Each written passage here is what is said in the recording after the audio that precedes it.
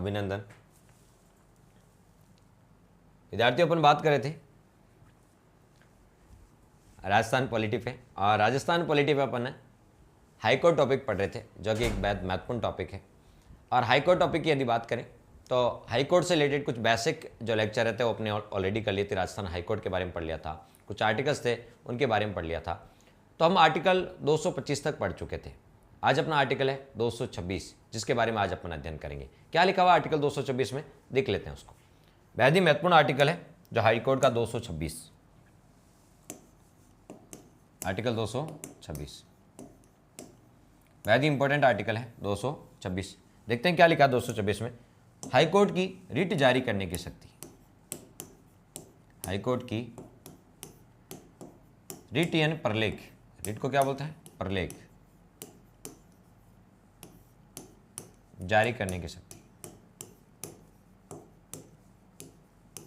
High court की writ जारी करने की शक्ति, हाईकोर्ट की रिट जारी करने की शक्ति किस आर्टिकल में आती है?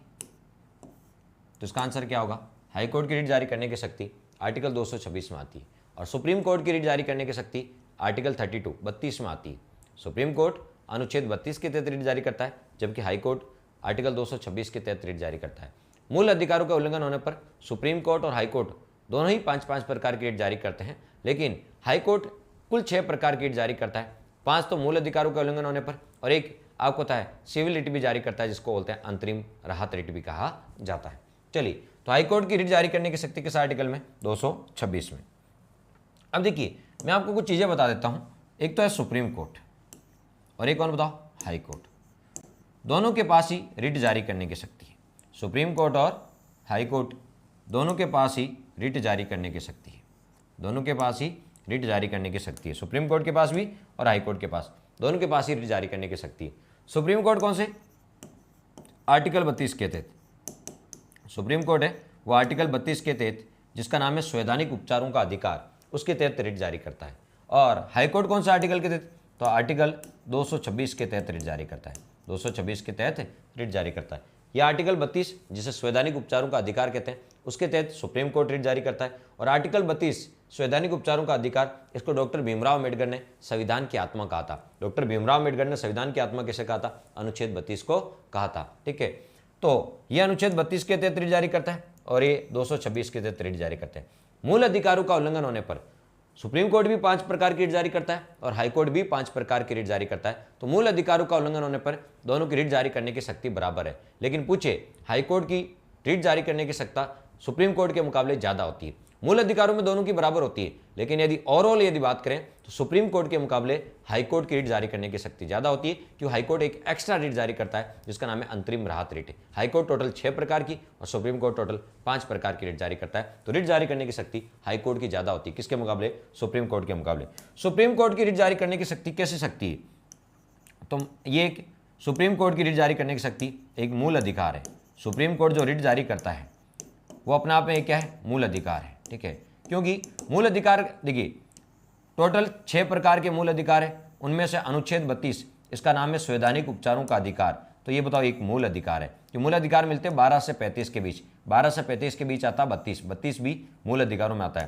तो हाईकोर्ट की सुप्रीम कोर्ट की रिट जारी करने की शक्ति अपने आप में एक क्या है? मूल अधिकार है। ठीक है, और सुप्रीम कोर्ट की रिट जारी करने की शक्ति संवैधानिक अधिकार भी है। कैसे बताओ? संवैधानिक अधिकार भी है। कैसा? संवैधानिक अधिकार है, क्योंकि संविधान में लिखा है और जिसका संविधान में उल्लेख होता है उसको बोलते हैं संवैधानिक अधिकार। तो संवैधानिक अधिकार है। तो सुप्रीम कोर्ट की जो रिट जारी करने की शक्ति है, ठीक है, वो अनुच्छेद 32 में ये एक मूल अधिकार भी है, क्योंकि 6 मूल अधिकार है, उनमें से एक है संवैधानिक उपचारों का अधिकार और एक संवैधानिक अधिकार भी, एक संवैधानिक अधिकार भी है। लेकिन हाईकोर्ट की रिट जारी करने, हाईकोर्ट किस आर्टिकल के तहत जारी करता है? तो हाईकोर्ट आर्टिकल 226 के तहत रिट जारी करता है। 226 के तहत। क्या 226 मूल अधिकारों में आता है? मूल अधिकार में नहीं आता। मूल अधिकार तो 12 से 35 के बीच है, तो ये मूल अधिकारों में नहीं आता, तो ये मूल अधिकार नहीं है। हाईकोर्ट की रिट जारी करने की शक्ति एक मौलिक अधिकार शक्ति नहीं है, मूल अधिकार शक्ति नहीं है, केवल संवैधानिक अधिकार है। कैसे बताओ? केवल कैसा है? संवैधानिक, क्यों? संविधान में तो है 226 आर्टिकल, तो ये संविधान में है, तो संवैधानिक अधिकार है। तो हाईकोर्ट की रिट जारी करने की शक्ति केवल कैसा है? संवैधानिक अधिकार है, ये मूल अधिकार नहीं है, ये मूल अधिकार नहीं है। तो देखिए, सुप्रीम कोर्ट अनुच्छेद 32 के तहत 5 प्रकार की रिट जारी करता है। तो अनुच्छेद 32 एक मूल अधिकार है, तो तो सुप्रीम कोर्ट की रिट जारी करने की शक्ति मूल अधिकार भी है और एक संवैधानिक अधिकार भी है। हाई कोर्ट आर्टिकल 226 के तहत 5 प्रकार की रिट जारी करता है, लेकिन ये मूल अधिकार नहीं है, ठीक है, यानी ये शक्ति मूल अधिकारों में नहीं है, ठीक है। ये कहाँ है? 226 मूल अधिकार में नहीं आता। मूल अधिकार तो 12 से 35 के बीच है, 12 से 35 के बीच ये आता ही नहीं है, तो ये केवल संवैधानिक अधिकार है, मूल अधिकार नहीं है। हाई कोर्ट की रिट जारी करने की शक्ति मूल अधिकार नहीं है, केवल संवैधानिक अधिकार है, जबकि सुप्रीम कोर्ट की रिट जारी करने की शक्ति मूल अधिकार भी और संवैधानिक अधिकार भी है। यह भी आपको ध्यान में रखना है। और यदि आप बात करें मूल अधिकारों का उल्लंघन होने पर, किसका? मूल अधिकारों का उल्लंघन होने पर, मूल अधिकारों का उल्लंघन होने पर या हनन होने पर, उल्लंघन होने पर, मूल अधिकारों का उल्लंघन होने पर सुप्रीम कोर्ट व हाई कोर्ट, सुप्रीम कोर्ट व हाई कोर्ट दोनों ही 5-5 प्रकार की रिट जारी करते हैं, दोनों ही 5-5 प्रकार की रिट जारी करते हैं, दोनों ही 5-5 प्रकार की रिट जारी करते हैं। तो मूल अधिकारों का उल्लंघन होने पर सुप्रीम कोर्ट, हाई कोर्ट दोनों ही 5-5 प्रकार की रिट जारी करते हैं। सुप्रीम कोर्ट अनुच्छेद 32 के तहत और हाई कोर्ट 226 के तहत। तो मूल अधिकारों के उल्लंघन होने पर सुप्रीम कोर्ट, हाई कोर्ट दोनों को रिट जारी करने की शक्ति बराबर है। लेकिन आपसे कोई पूछ ले सुप्रीम कोर्ट के मुकाबले, सुप्रीम कोर्ट के मुकाबले, सुप्रीम कोर्ट के मुकाबले हाई कोर्ट की रिट जारी करने की शक्ति, हाई कोर्ट की रिट जारी करने की शक्ति, जारी करने की शक्ति सुप्रीम कोर्ट के मुकाबले, बड़ा कोर्ट कौन सा है? सुप्रीम कोर्ट है, लेकिन सुप्रीम कोर्ट के मुकाबले हाई कोर्ट की रिट जारी करने की शक्ति विस्तृत व व्यापक है, विस्तृत व व्यापक है, यानी ज़्यादा है। विस्तृत व्यापक का मतलब क्या है? ज़्यादा है। तो सुप्रीम कोर्ट के मुकाबले हाई कोर्ट की रिट जारी करने की शक्ति ज़्यादा होती है। क्यों? सुप्रीम कोर्ट 5 प्रकार की रिट जारी करता है। कितने प्रकार की? 5 प्रकार की रिटें जारी करता है, ठीक है। और हाई कोर्ट मूल अधिकारों के उल्लंघन होने पर तो 5 ही प्रकार की जारी करता है, लेकिन एक एक्स्ट्रा रिट जारी करता है, उसका नाम है अंतरिम राहत रिट, अंतरिम राहत रिट, अंतरिम राहत रिट। एक एक्स्ट्रा रिट भी जारी करता है जो सिविल मामलों से रिलेटेड है, अंतरिम। तो 5 और एक टोटल कितनी? 6 प्रकार की रिट जारी करता है। टोटल कितने प्रकार की? 6 प्रकार की, और ये केवल 5 प्रकार की। तो हाई कोर्ट की रिट जारी करने की शक्ति क्या होती है? ज़्यादा होती है। ये भी आपको ध्यान रखना। सुप्रीम कोर्ट मूल अधिकारों का उल्लंघन होने पर रिट जारी कर सकता है। सुप्रीम कोर्ट केवल मूल अधिकारों का उल्लंघन होने पर ही रिट जारी करता है, ठीक है। और हाई कोर्ट मूल अधिकारों के अलावा अन्य विधिक अधिकारों का उल्लंघन होने पर भी रिट जारी कर सकता है। तो मुझे बताओ, संपत्ति का अधिकार पहले एक मूल अधिकार था। संपत्ति का पहले आपके 7 मूल अधिकार थे। इंडिया पॉलिटी में कभी पढ़ा होगा, पहले 7 मूल अधिकार थे, अब आपके 6 मूल अधिकार हैं। कौन सा मूल अधिकार हटा दिया? संपत्ति का मूल अधिकार हटा दिया। किस हटाने के लिए संविधान में क्या करते हैं? संशोधन। कौन से संशोधन के द्वारा? 44वां संशोधन 1978, 44 कॉन्स्टिट्यूशन अमेंडमेंट 1978, 44वां संविधान संशोधन 1978 के द्वारा इसको हटा दिया गया। उसमें प्रधानमंत्री थे मोरारजी देसाई, और जनता पार्टी की सरकार थी, और उसमें राष्ट्रपति कौन थे? नीलम संजीव रेड्डी थे, जिसने संपत्ति का अधिकार हटाया। कहां से हटाया? भाग 3 मूल अधिकार से हटा के भाग 12 में रख दिया। कहां से हटाया? अनुच्छेद 19(1)(f) और 31 से हटाकर 300K में रख दिया। कहां? 300K में। तो अभी संपत्ति का अधिकार मूल अधिकार नहीं है, केवल वैधानिक अधिकार है। कैसा? वैधानिक अधिकार है, संवैधानिक अधिकार है, केवल वैधानिक अधिकार है। किस आर्टिकल में संपत्ति का अधिकार? 300A में रखा गया, भाग 12 में रखा गया। अब मुझे बताओ, यदि संपत्ति के अभी जो संपत्ति का अधिकार है वो मूल अधिकार नहीं, वैधानिक अधिकार है, अभी संपत्ति के अधिकार का उल्लंघन हो जाए तो उससे रिलेटेड रिट कौन जारी कर सकता है? संपत्ति के अधिकार का उल्लंघन होने पर वर्तमान में रिट कौन जारी करता है? सुप्रीम कोर्ट जारी करता है, हाई कोर्ट जारी करता है, या दोनों जारी कर सकते हैं? जल्दी से बताओ। यदि संपत्ति के अधिकार का उल्लंघन हो जाए तो अभी रिट कौन जारी करेगा? सुप्रीम कोर्ट जारी करेगा, हाई कोर्ट करेगा, या दोनों जारी कर सकते हैं? बिल्कुल अधिकांश, गन्नू, पूर्णिमा, बीना, सोनू, साइना, नैना, बिल्कुल सही है आपका आंसर, बिल्कुल करेक्ट है। सुनीता बिल्कुल सही है, वेरी गुड। क्योंकि आपको पता है जो संपत्ति का अधिकार मूल अधिकार तो है नहीं। मूल अधिकार होता तो मूल अधिकारों का उल्लंघन होने पर सुप्रीम कोर्ट भी रिट जारी कर सकता है, लेकिन ये मूल अधिकार नहीं है, वैधानिक अधिकार है। तो अब कौन जारी कर सकता है? हाई कोर्ट जारी कर सकता है। कौन जारी कर सकता है? तो संपत्ति के अधिकार का उल्लंघन होने पर वर्तमान में रिट हाई कोर्ट जारी कर सकता है, सुप्रीम कोर्ट नहीं जारी कर सकता, कि सुप्रीम कोर्ट तो मूल अधिकारों का उल्लंघन होने पर ही रिट जारी कर सकता है, बाकी समय में जारी नहीं कर सकता। तो ये भी लिख सकते हैं।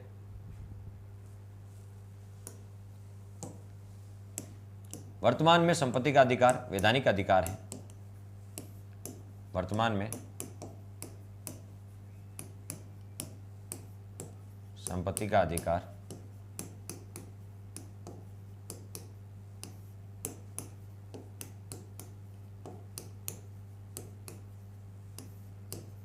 वैधानिक अधिकार है।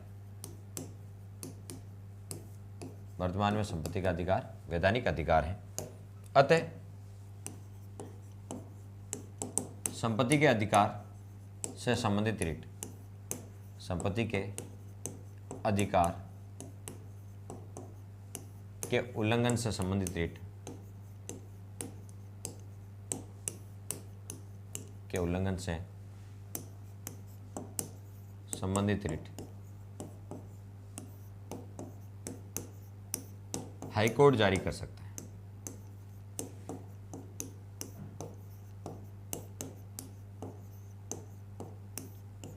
हाईकोर्ट जारी कर सकता है। संपत्ति के अधिकार का उल्लंघन से संबंधित कोई मामला है तो अभी हाईकोर्ट रिट जारी कर सकता है। यह आपको ध्यान में रखना है।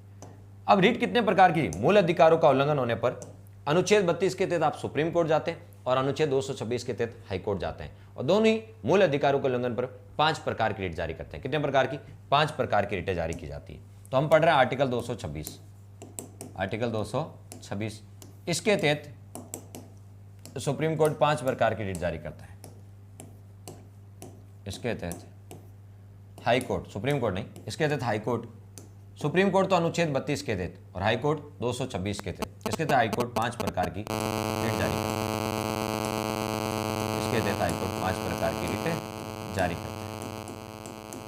कौन कौन सी करता है? पहला है बंदी प्रत्यक्षीकरण। चलो ऐसा नहीं, पहली है हेबियस कॉर्पस, क्योंकि वर्तमान में जो पैटर्न आता है उसी की बात कर लेते हैं। Habeas corpus. दूसरा है मैंडमस। तीसरा है को वारंटो।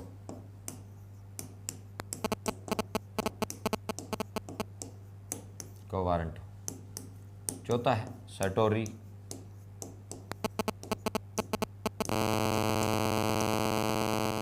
और पांचवा है प्रोहिबिशन।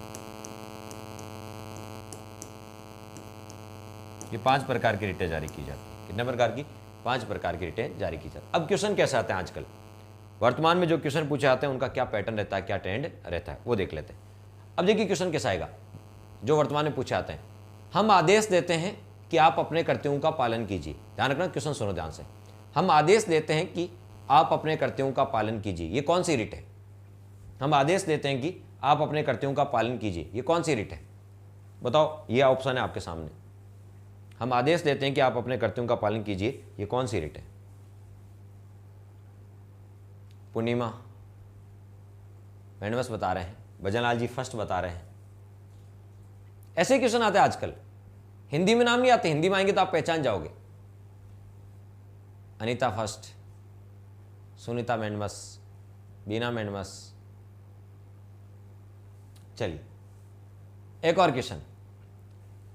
बंदी व्यक्ति को सशरीर न्यायालय के समक्ष उपस्थित किया जाए। बंदी व्यक्ति को, जिस व्यक्ति को बंदी बनाया, बंदी व्यक्ति को सशरीर न्यायालय के समक्ष उपस्थित किया जाए। ये कौन सी रिट है?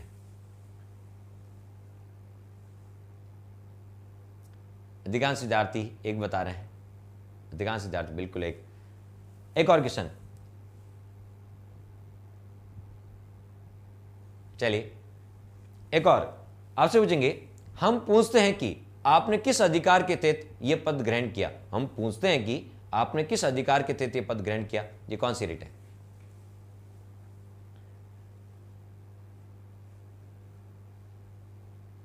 को वारंटो। 3 बता रहे अधिकांश विद्यार्थी। चलिए, हम मना करते हैं कि सुनवाई से हम मना करते हैं कि आपके अधिकार क्षेत्र में नहीं आता। हम मना करते हैं कि आपके अधिकार क्षेत्र में नहीं आता। प्रोहिबिशन। कौन सा था? प्रोहिबिशन। ऊपर की ओर मंगा लेना। ऊपर की ओर मंगा लेना। यदि कोई मामला पेंडिंग चल रहा है तो उसको हाई कोर्ट अधीनस्थ न्यायालय से अपने पास मंगा लेता है, ऊपर की ओर मंगा लेना। कौन सी रिट है? अरे वाह, आप तो बड़े होशियार हो, आप तो ब्रिलियंट हो, आपको तो सारी रिटें आती है। तो फिर आपको पता है, आप तो ऑलरेडी सारी रिटें आती है, ठीक है। मुझे लगता है कि मेरे से जुड़े हुए विद्यार्थी बहुत अच्छे हैं, ठीक है, उनको सब कुछ पता होता है। अच्छा, पूर्णिमा कह रहे हैं आपके स्टूडेंट हैं। अच्छा, आप पढ़े हुए हो पहले से? अच्छा, अभी आप हमारे स्टूडेंट हो, ठीक है, या पहले से पढ़े हुए हो? क्या चीटिंग कर रहे हैं? अच्छा, सोनू कह रहे हैं सर चीटिंग कर रहे हैं। अच्छा, बुक खोल के बैठे हैं। अच्छा, यूट्यूब पे पढ़ा है, चलो बहुत अच्छी बात है। चलो इनको पढ़ लेते हैं, इनके हिंदी में नाम लिख लेते हैं पहले, हिंदी में थोड़ा आसान हो जाएगा। इसको बोलते हैं बंदी प्रत्यक्षीकरण, बंदी प्रत्यक्षीकरण, इसको बोलते हैं बंदी प्रत्यक्षीकरण।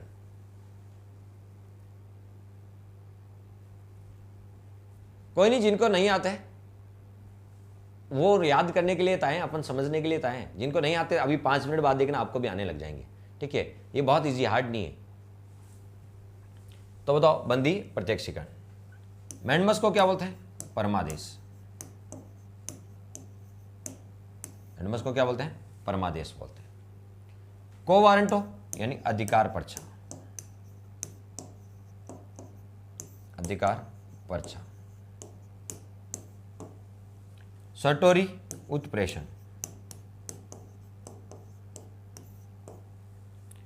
प्रोहिबिशन प्रतिषेध।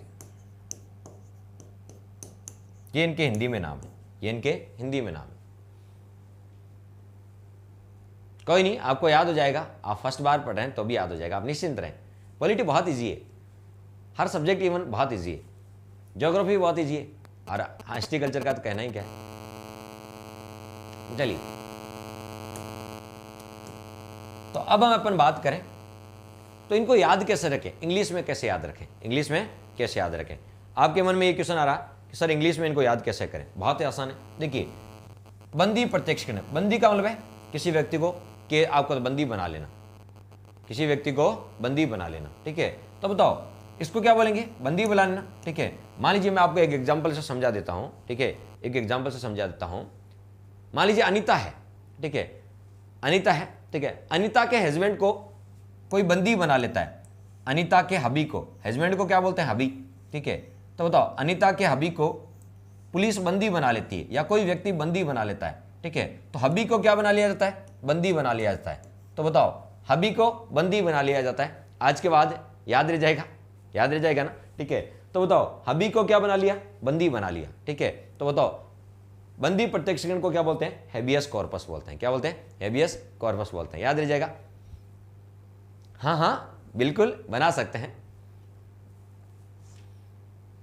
चलिए, तो बताओ, बंदी किसको? हबी को, तो याद रह जाएगा, ठीक है। तो बंदी प्रत्यक्षीकरण को इंग्लिश में क्या बोलते हैं? हेबियस कॉर्पस बोलते हैं। क्या बोलते हैं? Habeas corpus. अब देखिए, मान लीजिए एक उदाहरण ले लेते हैं, और किसी का उदाहरण ले लेते हैं। हाँ, अभी आपको पता है सोनू, मान लीजिए सोनू की मैडम क्या देती है? आदेश देती है, परमादेश, परम आदेश। तो बताओ, सोनू की जो मैडम है वो परम आदेश देती है, परमादेश, आदेश देना, ठीक है, आदेश देना। तो आदेश कौन दे रही है? मैडम दे रही है। कौन दे रही है? मैडम, ठीक है। तो बताओ, आदेश कौन दे रही है? मैडम दे रही है, और मैडम का आदेश सर आंखों पे है। मैडम का आदेश क्या है? सर आंखों पे है, ठीक है। अच्छा, सोनू कह रही मैं तो गर्ल हूं। चला, अच्छा, मैं तो सोच रहा था लड़का है, ठीक है। कोई नहीं, कोई नहीं, दूसरा देखते हैं। अभी कोई सर्वेश आ जाएगा, ठीक है। कौन बताओ? सर्वेश। तो देखिए, सर्वेश की यदि बात करें, किसकी बताओ? सर्वेश की, ठीक है।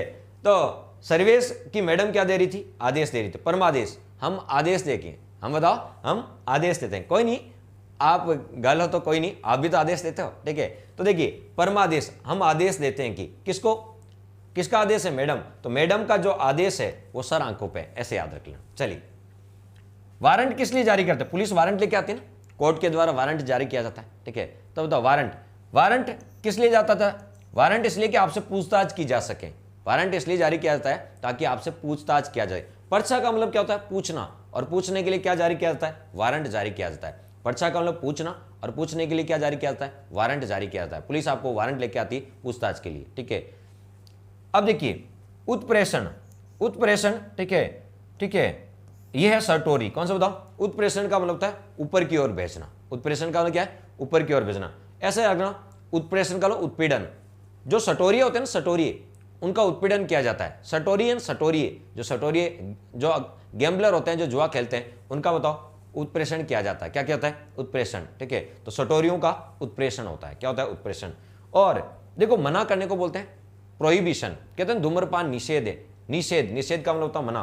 प्रतिषेध, निषेध, प्रतिषेध का मतलब निषेध, और निषेध को बोलते हैं प्रोहिबिशन, प्रोहिबिटेड। यहां प्रोहिबिटेड का मतलब निषेध है यहां पर।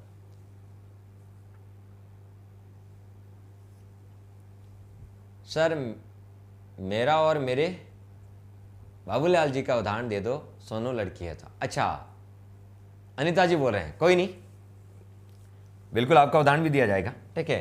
तो प्रतिषेध का मतलब होता है निषेध। प्रतिषेध का मतलब क्या है, निषेध। निषेध का मतलब क्या होता है, मना करना। तो इसको बोलते हैं प्रोहिबिशन। क्या बोलते हैं, प्रोहिबिशन। क्या बोलते हैं, प्रोहिबिशन। इनके इंग्लिश के नाम याद होना आज के जमाने में बहुत जरूरी है, इसलिए जरूरी है आजकल क्वेश्चन ऐसे ही पूछे जाते हैं, तो इंग्लिश नाम अच्छे से याद हो जाए, ठीक है।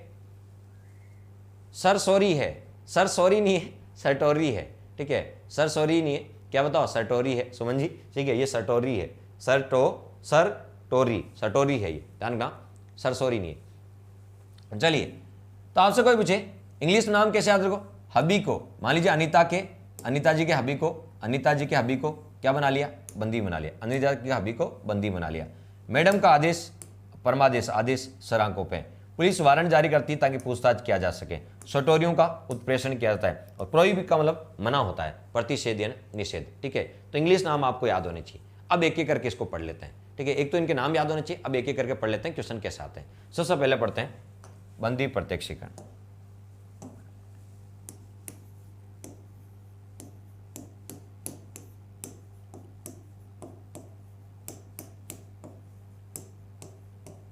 बंदी प्रत्यक्षीकरण, इसको क्या बोलते हैं इंग्लिश में, हैबियस कॉर्पस। अब तो नहीं बोलोगे आप, हैबियस कॉर्पस,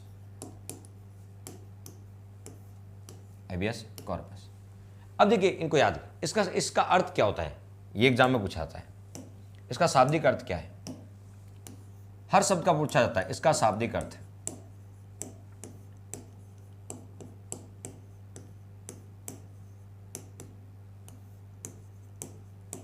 इसका शाब्दिक अर्थ क्या होता है, इस शब्द का अर्थ क्या होता है।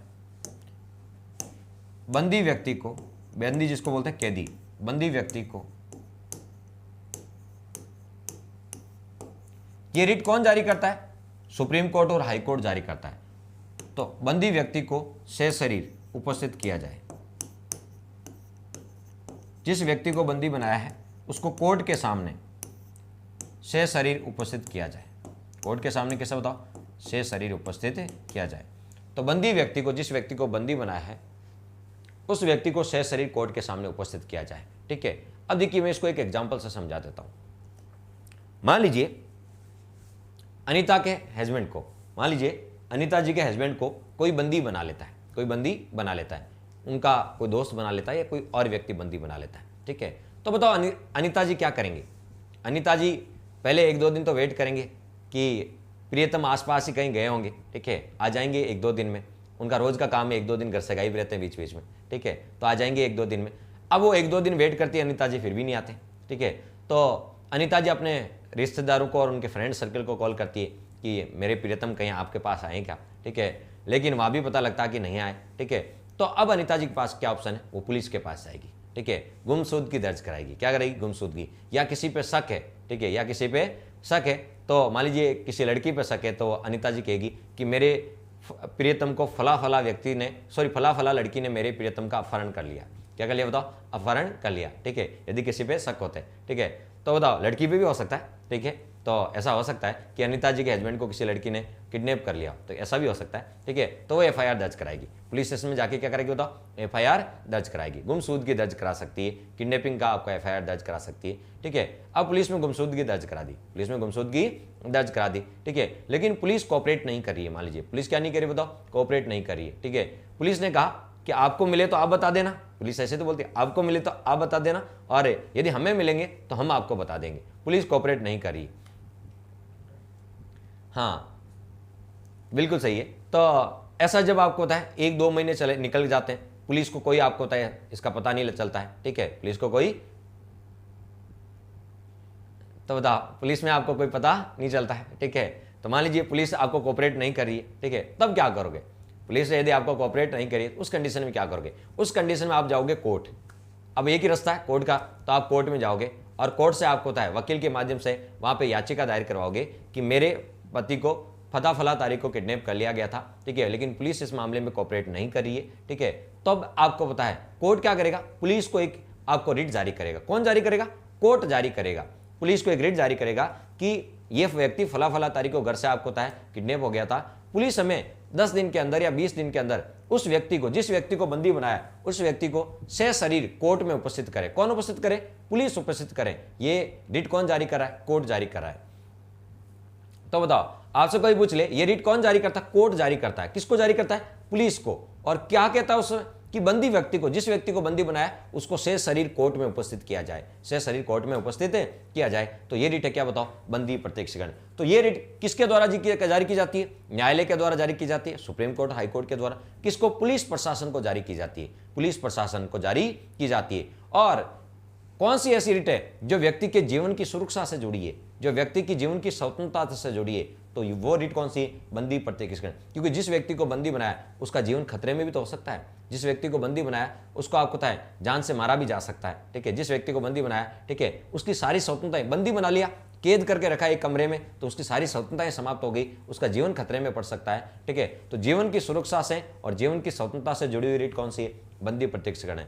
न्यायालय के द्वारा पुलिस प्रशासन को जारी की जाने वाली रिट कौन सी? बंदी प्रत्यक्षीकरण है, ठीक है। तो ये भी आपको ध्यान होनी चाहिए। तो बताओ, बंदी प्रत्यक्षीकरण का अर्थ अब समझ में आ गया। बंदी किसको बना लिया? अनीता जी के हबी को बंदी बना लिया, तो हेबियस कॉर्पस बोलते हैं इसको। इसका अर्थ क्या होता है? कि बंदी व्यक्ति को सशरीर उपस्थित किया जाए। ये कौन कह रहा है? कोर्ट कह रहा है पुलिस को कि जिस व्यक्ति को बंदी बनाया उसको सशरीर उपस्थित किया जाए, ठीक है। तो ये रिट सामान्यतः न्यायालय के द्वारा पुलिस प्रशासन को जारी की जाती है। ये रिट न्यायालय द्वारा, न्यायालय का सुप्रीम कोर्ट और हाई कोर्ट द्वारा, न्यायालय द्वारा पुलिस प्रशासन को जारी की जाती है।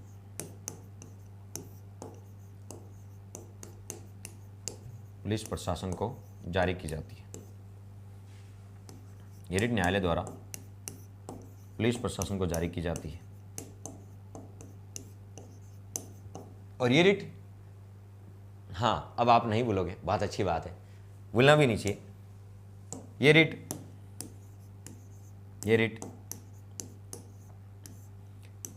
व्यक्ति के जीवन की सुरक्षा, व्यक्ति के जीवन की सुरक्षा व स्वतंत्रता से जुड़ी है।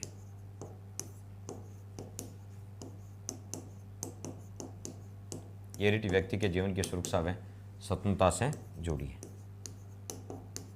तो ये रिट है व्यक्ति के जीवन की सुरक्षा और स्वतंत्रता से जुड़ी। कौन सी? हेबियस कॉर्पस यानी बंदी प्रत्यक्षीकरण। दूसरी रिट है परमादेश।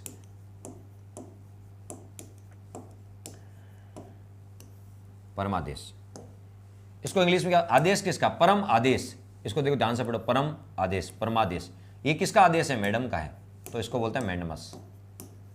आदेश किसका है? मैडम का है, तो मानना ही पड़ेगा, तो इसको बोलते हैं मैंडमस। क्या बोलते हैं? मैंडमस। चलिए, अब यदि बात करें परमादेश की, तो बताओ इसका शाब्दिक अर्थ क्या है?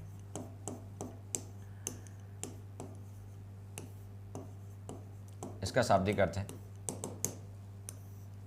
हम आदेश देते हैं कि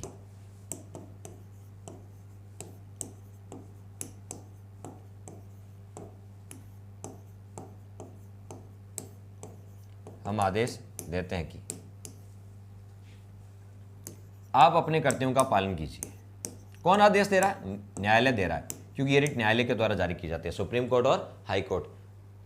तो ये हम आदेश देते हैं, कौन दे रहा है? न्यायालय दे रहा है आदेश। कौन दे रहा है? न्यायालय। हम आदेश देते हैं कि आप अपने कर्तव्यों का पालन कीजिए। हम आदेश देते हैं कि आप अपने कर्तव्यों का पालन कीजिए।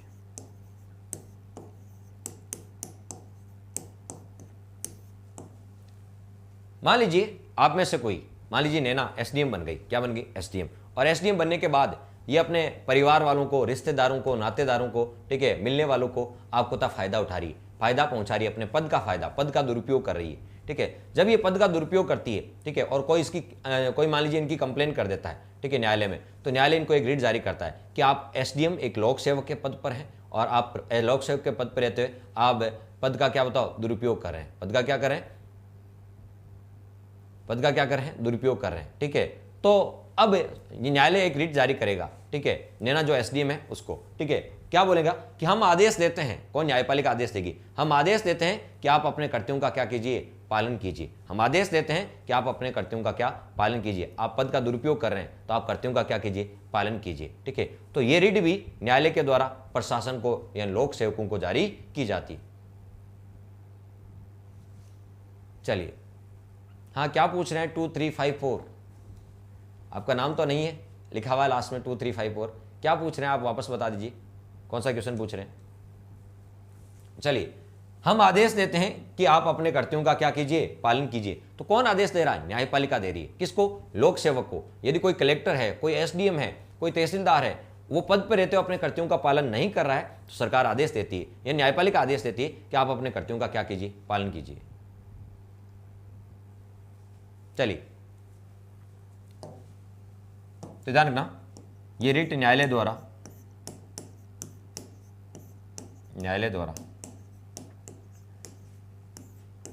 लोक सेवकों को जारी की जाती, लोक सेवक का मतलब प्रशासनिक अधिकारियों को जारी की जाती है। रिट न्यायालय द्वारा लोक सेवकों को, लोक सेवक कैसे, सरकारी लोक सेवक होने चाहिए, प्राइवेट कर्मचारी को नहीं, सरकारी होने चाहिए, ये न्यायालय द्वारा लोक सेवकों को जारी की जाती है।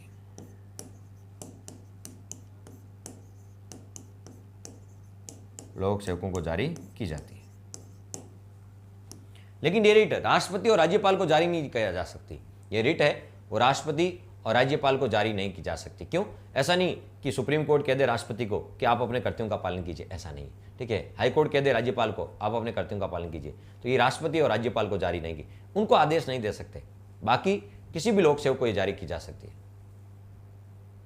सर क्वेश्चन कैसे पूछ सकते हैं एग्जाम में, अभी मैंने आपको क्वेश्चन पहले पूछे ही तो थे जब मैंने आपको लिखाया था। क्वेश्चन ऐसे पूछेंगे कि हम आदेश देते हैं कि आप अपने कर्तव्यों का पालन कीजिए, ये कौन सी रिट है, हिंदी में नहीं आएगा परमादेश, हम आदेश देते हैं कि, तो परमादेश हिंदी में नहीं आएगा, ऐसा आएगा कौन सी रिट है, हैबियस कॉर्पस, मैंडमस, सर्टोरी, उत्प्रेषण, ऐसे पूछाएंगे आपसे, ठीक है।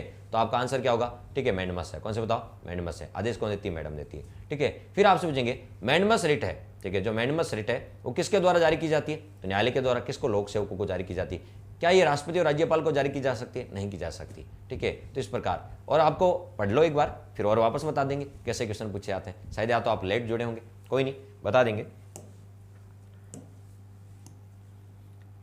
ये रिट न्यायालय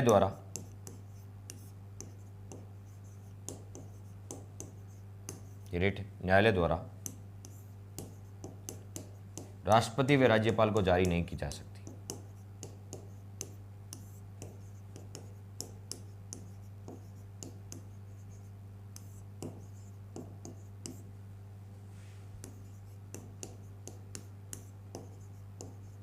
नहीं की जा सकती।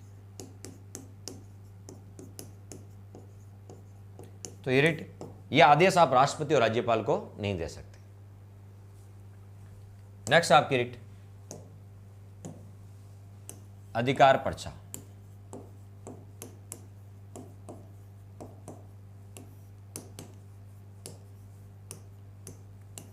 अधिकार पर्चा, इसको इंग्लिश में क्या बोलते हैं, को वारंटो। पुलिस जब या न्यायालय के द्वारा जब वारंट जारी किया जाता है तो वारंट से आपको पूछताछ, पर्चा का मतलब पूछना, पर्चा का मतलब पूछना, क्या पूछा जाता है कि आपने किस अधिकार के तहत यह पद ग्रहण किया है। मान लीजिए कोई गैर कानूनी रूप से पद धारण कर लेता है, इलीगल रूप से, गैर कानूनी रूप से कोई पद धारण करके बैठ जाता है, तो न्यायालय उसको पूछता है कि आपने किस अधिकार के तहत यह पद ग्रहण किया है, ठीक है, किस अधिकार के तहत यह पद ग्रहण किया है। तो हम पूछते हैं कि आपने किस अधिकार के तहत यह पद ग्रहण किया है, उसको बोलते हैं को वारंटो। क्या बोलते हैं, को वारंटो। तो इसका शाब्दिक अर्थ क्या है,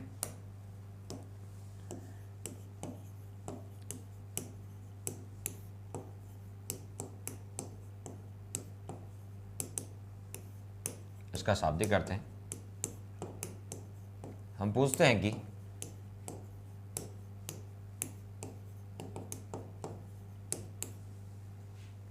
आपने किस अधिकार के तहत यह पद ग्रहण किया है।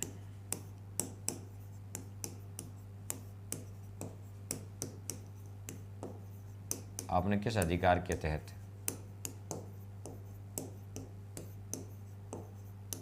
यह पद ग्रहण किया है।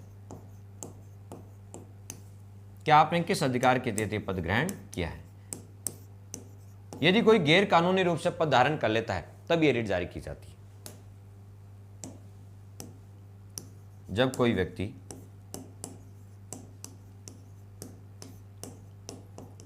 गैर कानूनी रूप से, जो लीगल नहीं है, इलीगल है, जब कोई व्यक्ति गैर कानूनी रूप से, जब कोई व्यक्ति गैर कानूनी रूप से पद ग्रहण कर लेता है,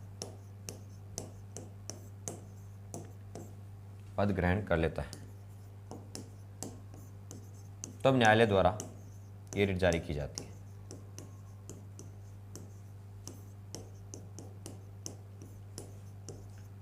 ये रिट जारी की जाती है। किसको जारी की जाती है। सरकारी लोक सेवक को। कोई लोक सेवक है वो गैर कानूनी रूप से कोई पद धारण कर लेता है तब ये न्यायालय के द्वारा लोक सेवक को जारी की जाती है। नेक्स्ट है चौथी रिट आपकी उत्प्रेषण।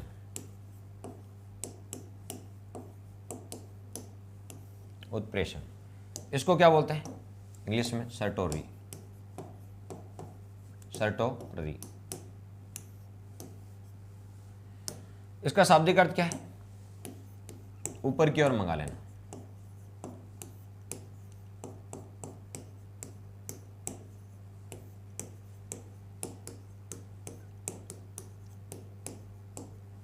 ऊपर की ओर मंगा लेना। कौन ऊपर की ओर मंगा लेता है समझ लीजिए। मान लीजिए उच्च न्यायालय है। कौन बताओ। उच्च न्यायालय, हाई कोर्ट जिसको बोलते हैं उच्च न्यायालय, हाई कोर्ट, उच्च न्यायालय। वो क्या करता है अधीनस्थ न्यायालय से, अधीनस्थ न्यायालय को बोलते हैं डिस्ट्रिक्ट कोर्ट। अधीनस्थ न्यायालय का मतलब डिस्ट्रिक्ट कोर्ट जिसको जिला न्यायालय भी बोलते हैं। ये आपका हाई कोर्ट है और इसके अधीन आता है डिस्ट्रिक्ट कोर्ट, अधीनस्थ न्यायालय जिसको बोलते हैं। मान लीजिए उच्च न्यायालय, उच्च न्यायालय किससे बताओ अधीनस्थ न्यायालय से, अधीनस्थ न्यायालय से किसी मामले को अपने पास मंगा लेता है।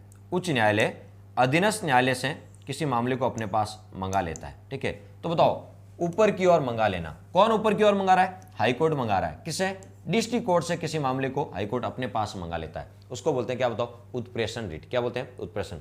मान लीजिए ऐसा कोई मामला जो अधीनस्थ न्यायालय में पेंडिंग चल रहा है। अधीनस्थ न्यायालय में पेंडिंग का मतलब लंबित चल रहा है। अधीनस्थ न्यायालय में लंबित चल रहा है, पेंडिंग चल रहा है। ऐसा कोई मामला है जो अधीनस्थ न्यायालय में डिस्ट्रिक्ट कोर्ट में पेंडिंग चल रहा है। डिस्ट्रिक्ट कोर्ट में क्या चल रहा है पेंडिंग चल रहा है। उस मामले को हाई कोर्ट अपने पास मंगा लेता है, ऊपर की ओर मंगा लेता है, जिसको बोलते हैं उत्प्रेषण। क्या बोलते हैं उत्प्रेषण रिट बोलते हैं। और इस रिट के माध्यम से हाई कोर्ट डिस्ट्रिक्ट कोर्ट की कार्य प्रणाली की समीक्षा करता है कि डिस्ट्रिक्ट कोर्ट जो कर रहा है वो सही है या गलत। ठीक है, उसकी समीक्षा करता है। कौन करता है हाई कोर्ट करता है। ठीक है,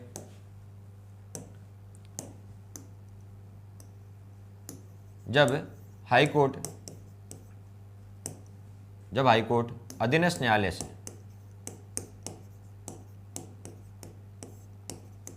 जब हाई कोर्ट अधीनस्थ न्यायालय में लंबित किसी मामले को, जब हाई कोर्ट अधीनस्थ न्यायालय में लंबित किसी मामले को अपने पास मंगा लेता है,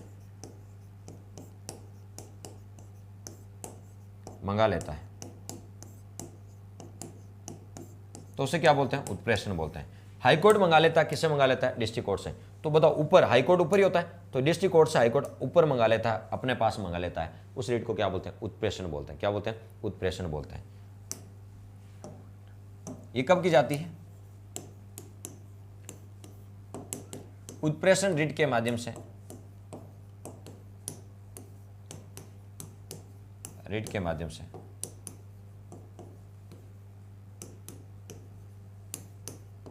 उच्च न्यायालय, कौन हाई कोर्ट, उच्च न्यायालय उच्च न्यायालय, अधीनस्थ न्यायालय, अधीनस्थ न्यायालय की कार्यपद्धति, अधीनस्थ न्यायालय की कार्यपद्धति का पुनरीक्षण करता है।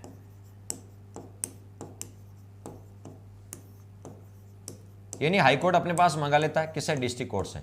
तो इस रिट के माध्यम से, उत्प्रेषण रिट के माध्यम से कौन, हाईकोर्ट होता है, वो अधीनस्थ न्यायालय की जो कार्य पद्धति है, कार्य प्रणाली है, उसका पुनरीक्षण करता है। क्या करता है? तो क्वेश्चन ऐसा ही आएगा, कौन सी रिट के माध्यम से, कौन सी रिट के माध्यम से उच्च न्यायालय अधीनस्थ न्यायालय की कार्य प्रणाली का पुनरीक्षण करता है? तो उत्प्रेषण रिट के माध्यम से। कौन से बताओ? उत्प्रेषण रिट के माध्यम से करता है। उत्प्रेषण ऊपर की ओर मंगा लेना। कौन मंगा लेता है? हाईकोर्ट। किससे? डिस्ट्रिक्ट कोर्ट से। लास्ट रिट आपकी प्रतिषेध,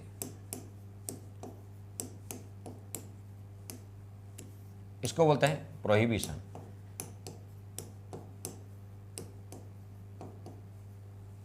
प्रोहिबिशन इसका मतलब मना करना। इसका शाब्दिक अर्थ क्या है? मना करना। प्रोहिबिशन का मतलब क्या था? मना।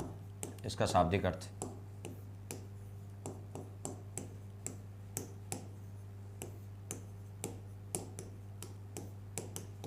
मना करना। कौन मना कर सकता है? High court. किसको? डिस्ट्रिक्ट कोर्ट को। हाई कोर्ट डिस्ट्रिक्ट कोर्ट को किसी मामले पर सुनवाई करने से रोक सकता है। कौन रोक सकता है? हाई कोर्ट है, वो डिस्ट्रिक्ट कोर्ट को किसी मामले पर सुनवाई करने से रोक सकता है, पाबंदी लगा सकता है, मना कर सकता है। ठीक है, तो उस रिट को क्या बोलते हैं? प्रतिषेध बोलते हैं। ऐसा मामला जो उसके अधिकार क्षेत्र में नहीं आता, उस पर सुनवाई करने से रोक लगा सकता है। उच्च न्यायालय, उच्च न्यायालय, हाई कोर्ट अधीनस्थ न्यायालय को, उच्च न्यायालय अधीनस्थ न्यायालय को, अधीनस्थ न्यायालय को किसी मामले पर, किसी मामले पर सुनवाई करने से मना कर सकता है। ऐसा मामले जो उसके अधिकार क्षेत्र में नहीं आता, तो वो उस मामले को सुनवाई करने से मना कर सकता है। तो हाई कोर्ट डिस्ट्रिक्ट कोर्ट को किसी मामले पर सुनवाई करने से मना कर सकता है कि ये आपके अधिकार क्षेत्र में नहीं आता। मना कर देना प्रोहिबिशन कहलाता है। क्या कहलाता है? प्रोहिबिशन कहलाता है। तो कितने प्रकार की रिट हो गई? 5 प्रकार की रिट हो गई। वापस देख लेते हैं रिट के क्वेश्चन कैसे आएंगे। आपके मन में आ रहा कि रिट के क्वेश्चन कैसे आएंगे। अब मैं सारे क्वेश्चन बता देता हूँ। पहला क्वेश्चन, हाई कोर्ट की रिट जारी करने की शक्ति कौन से आर्टिकल में? ये तो पहला क्वेश्चन है, कॉमन क्वेश्चन है जो आपसे पूछा जाता है। ठीक है, तो हाई कोर्ट की रिट जारी करने की शक्ति किस आर्टिकल में? तो हाई कोर्ट की रिट जारी करने की शक्ति, हाई कोर्ट की रिट जारी करने की जो शक्ति है वो किस आर्टिकल में आती है? तो हाई कोर्ट की रिट जारी करने की शक्ति किस आर्टिकल में आती है? 226 में आती है। एक क्वेश्चन तो कॉमन क्वेश्चन है। दूसरा पूछेंगे कि बताओ सुप्रीम कोर्ट भी रिट जारी कर सकता है। सुप्रीम कोर्ट भी रिट जारी कर सकता है किस आर्टिकल के तहत? 32 के तहत। हाई कोर्ट भी रिट जारी कर सकता है किस आर्टिकल के तहत? 226 के तहत। इसका मतलब सुप्रीम कोर्ट और हाई कोर्ट दोनों के पास रिट जारी करने की शक्ति है। सुप्रीम कोर्ट की किस में? अनुच्छेद 32 में, और हाई कोर्ट की किस में? 226 में। अब मुझे बताओ सुप्रीम कोर्ट की रिट जारी करने की शक्ति क्या एक मूल अधिकार है और एक संवैधानिक अधिकार है? कैसे? अनुच्छेद 32 मूल अधिकार में आता है जिसका नाम है संवैधानिक उपचारों का अधिकार, जिसको डॉक्टर भीमराव अम्बेडकर ने संविधान की आत्मा कहा था। ठीक है, तो ये एक अपना आप एक मूल अधिकार है कि मूल अधिकार 12 से 35 तक है और हमारे 6 मूल अधिकार है, और छठा है आपका संवैधानिक उपचारों का अधिकार जो अनुच्छेद 32 में आता है। तो बताओ सुप्रीम कोर्ट जो रिट जारी करता है वो एक मूल अधिकार और संविधान में है तो संवैधानिक अधिकार है, लेकिन हाई कोर्ट जो रिट जारी करता है वो मूल अधिकारों में नहीं है, वो केवल संविधान में है, तो केवल संवैधानिक अधिकार है। कैसे बताओ? संवैधानिक। दोनों ही रिट जारी करते हैं, तो रिट जारी करने की शक्ति सुप्रीम कोर्ट हाई कोर्ट दोनों के पास है। मूल अधिकारों में ये दोनों ही 5-5 प्रकार की रिट जारी करते हैं। मूल अधिकारों का उल्लंघन हो गया तो सुप्रीम कोर्ट भी 5 प्रकार की रिट और हाई कोर्ट भी 5 प्रकार की रिट। लेकिन रिट जारी करने की शक्ति ज्यादा किसकी है? मूल अधिकारों में तो बराबर है, लेकिन ओवरऑल किसकी ज्यादा है? ऐसा क्वेश्चन पूछ सकते हैं। तो ओवरऑल हाई कोर्ट की ज्यादा है। किसकी? हाई कोर्ट की। तो मूल अधिकारों का उल्लंघन होने पर दोनों ही 5-5 प्रकार की रिट जारी करते हैं, लेकिन सुप्रीम कोर्ट के मुकाबले हाई कोर्ट की रिट जारी करने की शक्ति क्या है? ज्यादा है, क्योंकि हाई कोर्ट 6 प्रकार की रिट जारी करता है और सुप्रीम कोर्ट 5 ही प्रकार की रिट जारी करता है। मूल अधिकारों पर ये भी 5, ये भी 5, लेकिन ये एक सिविल रिट जारी करता है जिसका नाम है अंतरिम राहत रिट। तो ये टोटल 6 प्रकार की रिट जारी करता है। तो रिट जारी करने की शक्ति किसकी ज्यादा है? हाई कोर्ट की ज्यादा है। हाई कोर्ट की ज्यादा है। ठीक है, संपत्ति का अधिकार अभी मूल अधिकार नहीं है, केवल वैधानिक अधिकार है।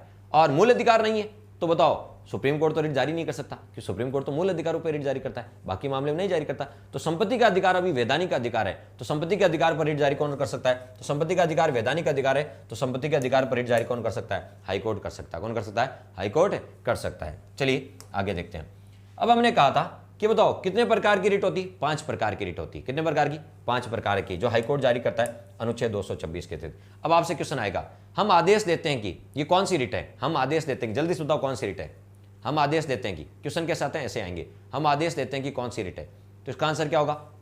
हम आदेश देते हैं कि परमादेश, परम प्लस आदेश, परमादेश, ठीक है। लेकिन इंग्लिश में पूछे तो आदेश कौन देती है? मैडम देती है। कौन देती है? मैडम देती है। याद रह जाएगा। दूसरा आएगा, हम पूछते हैं कि आपने किस अधिकार के तहत पद ग्रहण किया। हम पूछते हैं कि आपने किस अधिकार के तहत ये पद ग्रहण किया, तो बताओ ये कौन सी रिट होगी? ठीक है। हम पूछते हैं मतलब परीक्षा, हम पूछते हैं कि आपने किस अधिकार के तहत पद ग्रहण किया, तो बताओ पूछने के लिए वारंट जारी किया जाता है। क्या जारी किया जाता है? वारंट जारी किया जाता है। तो को वारंट हो। कौन से बताओ? को वारंट हो। नेक्स्ट, बंदी व्यक्ति को, ये तो समझा, बंदी व्यक्ति को सशरीर उपस्थित किया जाए। बंदी व्यक्ति को सशरीर उपस्थित किया जाए, ठीक है। तो बंदी व्यक्ति को, किसी व्यक्ति को, बंदी व्यक्ति को प्रत्यक्ष उपस्थित किया जाए, सशरीर उपस्थित किया जाए, तो उसको बोलते हैं हैबियस कॉर्पस। क्या बोलते हैं? हैबियस कॉर्पस, ठीक है।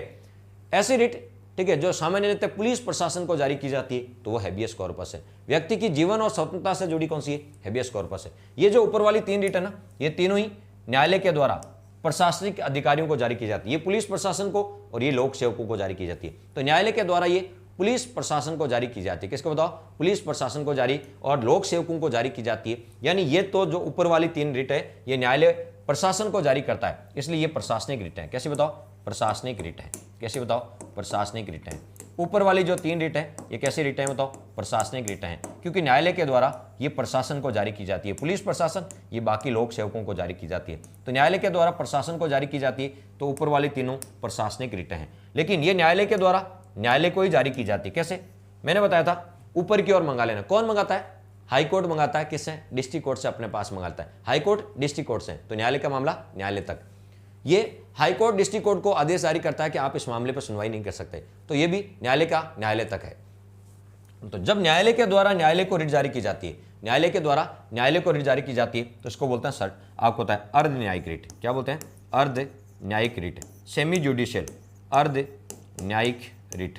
जब न्यायालय के द्वारा न्यायालय को जारी की जाती है, तो इसे बोलते हैं अर्ध न्यायिक रिट। तो ये 3 रिटें तो प्रशासनिक रिटें हैं और ये 2 रिटें अर्ध न्यायिक है, क्योंकि न्यायालय के द्वारा न्यायालय को ही जारी की जाती है। अब बताओ, रिटों से रिलेटेड कोई क्वेश्चन आपका गलत हो सकता है क्या? ऐसी कौन सी रिट है जिसके माध्यम से उच्च न्यायालय अधीनस्थ न्यायालय की कार्य प्रणाली का समीक्षा करता है या पुनरीक्षण करता है? जल्दी से बताओ, देखें।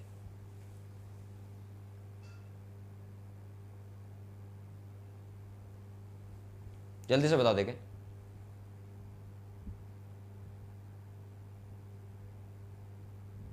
हाँ बताओ, देख क्या आंसर होगा। ऐसी कौन सी रिट है जिसके माध्यम से हाईकोर्ट डिस्ट्रिक्ट कोर्ट की कार्य प्रणाली की समीक्षा करती है? हाँ बिल्कुल, उत्प्रेषण, जिसके माध्यम से हाईकोर्ट है वो अधीनस्थ न्यायालय की कार्य प्रणाली का समीक्षा करती है। क्लियर? तो अब बताओ, रिट से रिलेटेड कोई क्वेश्चन गलत हो सकता है क्या? अब शायद अब आपका रिट से रिलेटेड कोई क्वेश्चन गलत नहीं होगा किसी प्रकार का। तो ये थी आपका रिट। कौन सा आर्टिकल पढ़ लिया आपने? 226। कौन सा आर्टिकल पढ़ लिया? 226। अब चलते आगे आर्टिकल 227 पे।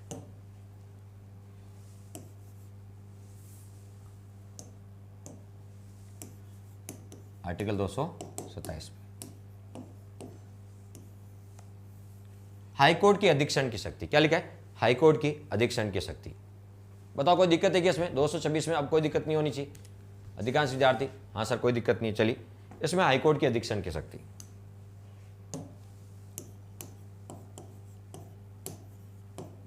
अधीक्षण का मतलब होता है सुपरविजन।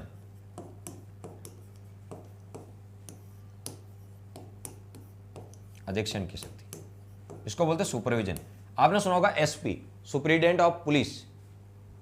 मूल अधिकार में दोनों ही 5 प्रकार की रिट जारी करते हैं। बिल्कुल सही, मूल अधिकार में तो दोनों ही 5, और वैसे टोटल हाईकोर्ट 6 करता है, एक सिविल मामलों में भी जारी करता है। चलिए, तो आपने सुना होगा एसपी, सुपरिटेंडेंट ऑफ पुलिस।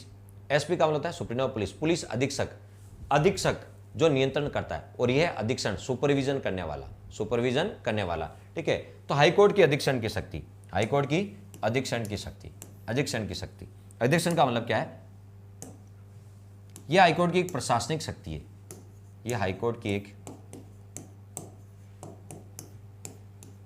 प्रशासनिक शक्ति है, यह हाईकोर्ट की एक प्रशासनिक शक्ति है। इसका मतलब क्या होता है बताओ? डिस्ट्रिक्ट कोर्ट, हाई कोर्ट और सुप्रीम कोर्ट। सुप्रीम कोर्ट अपने अधिकारियों और कर्मचारियों की नियुक्ति स्वयं ही करता है। सुप्रीम कोर्ट है जो अपने अधिकारियों और कर्मचारियों की नियुक्ति क्या करता है? स्वयं ही करता है। हाई कोर्ट भी अपने अधिकारियों और कर्मचारियों की नियुक्ति स्वयं ही करता है। हाई कोर्ट अपने अधिकारियों और कर्मचारियों की नियुक्ति खुद ही करता है। सुप्रीम कोर्ट भी अपने अधिकारियों और कर्मचारियों की नियुक्ति खुद करता है। लेकिन डिस्ट्रिक्ट कोर्ट ये अपने अधिकारियों कर्मचारियों की नियुक्ति खुद नहीं करता है। डिस्ट्रिक्ट कोर्ट वालों की कौन करता है? हाई कोर्ट करता है। तो डिस्ट्रिक्ट कोर्ट वालों की कौन करता है? High court. तो डिस्ट्रिक्ट कोर्ट के अधिकारी और कर्मचारी की नियुक्ति हाई कोर्ट करता है। इसका मतलब डिस्ट्रिक्ट कोर्ट वाले किसके अंडर काम करते हैं? हाई कोर्ट के अंडर काम करते हैं। जैसे मैं आपको एक बताऊं, हाई कोर्ट एलडीसी की वैकेंसी आती है, हाई कोर्ट एलडीसी की, डिस्ट्रिक्ट कोर्ट एलडीसी की नहीं आती, हाई कोर्ट एलडीसी। तो हाई कोर्ट एलडीसी वैकेंसी आती है जो डिस्ट्रिक्ट कोर्ट में भी काम करते हैं। तो डिस्ट्रिक्ट कोर्ट के अधिकारी और कर्मचारी इनकी नियुक्ति कौन करता है? हाई कोर्ट करता है। तो ये हाई कोर्ट के अंडर काम करते हैं। डिस्ट्रिक्ट कोर्ट वालों पर नियंत्रण किसका होता है? तो डिस्ट्रिक्ट कोर्ट वालों पर नियंत्रण हाई कोर्ट का होता है। तो हाई कोर्ट वाले, हाई कोर्ट है वो डिस्ट्रिक्ट कोर्ट के अधिकारियों कर्मचारियों पर क्या रखता है? नियंत्रण रखता है। कैसा नियंत्रण रखता है? प्रशासनिक नियंत्रण रखता है। और इसी शक्ति को बोलते हैं अधीक्षण की शक्ति। क्या बोलते हैं? अधीक्षण की शक्ति। अधीक्षण की शक्ति किसके पास होती है? हाई कोर्ट के पास। क्यों? क्योंकि वो डिस्ट्रिक्ट कोर्ट के अधिकारियों और कर्मचारियों पर प्रशासनिक नियंत्रण रखता है। ठीक है, इसलिए उसके पास अधीक्षण की शक्ति होती है हाई कोर्ट के पास। क्या सुप्रीम कोर्ट के पास अधीक्षण की शक्ति होती है? जनाब, सुप्रीम कोर्ट के पास अधीक्षण की शक्ति नहीं होती, क्योंकि सुप्रीम कोर्ट अपने अधिकारी कर्मचारी की नियुक्ति खुद ही करता है। हाई कोर्ट भी अपने अधिकारी कर्मचारी की नियुक्ति खुद ही करता है। हाई कोर्ट के अधिकारी कर्मचारी सुप्रीम कोर्ट के अंडर काम नहीं करते हैं। तो बताओ, सुप्रीम कोर्ट के पास ये पावर नहीं है कि वो हाई कोर्ट के अधिकारी और कर्मचारियों पर नियंत्रण रखे। सुप्रीम कोर्ट के पास ये पावर नहीं है। तो सुप्रीम कोर्ट के पास अधीक्षण की शक्ति नहीं होती। हाँ, हाई कोर्ट के पास अधीक्षण की शक्ति होती है, क्योंकि वो डिस्ट्रिक्ट कोर्ट के अधिकारियों और कर्मचारियों पर प्रशासनिक नियंत्रण रखता है। क्या रखता है? प्रशासनिक। समझ में आ गया? अधीक्षण की शक्ति का मतलब है सुपरविजन करना। हाई कोर्ट अपने नीचे वाला कोर्ट जो होता है डिस्ट्रिक्ट कोर्ट, उसके अधिकारियों और कर्मचारियों पर प्रशासनिक नियंत्रण रखता है, इसलिए इसके क्या बोलते हैं? अधीक्षण की शक्ति बोलते हैं। तो समझ में आ गया होगा? तो बताओ, हाईकोर्ट की अधीक्षण की शक्ति किस आर्टिकल में? 227 में। किस बताओ? 227 में। क्या होता है अधीक्षण की शक्ति? है प्रशासनिक नियंत्रण रखना। इसका मतलब क्या होता है? हाईकोर्ट अधीनस्थ न्यायालय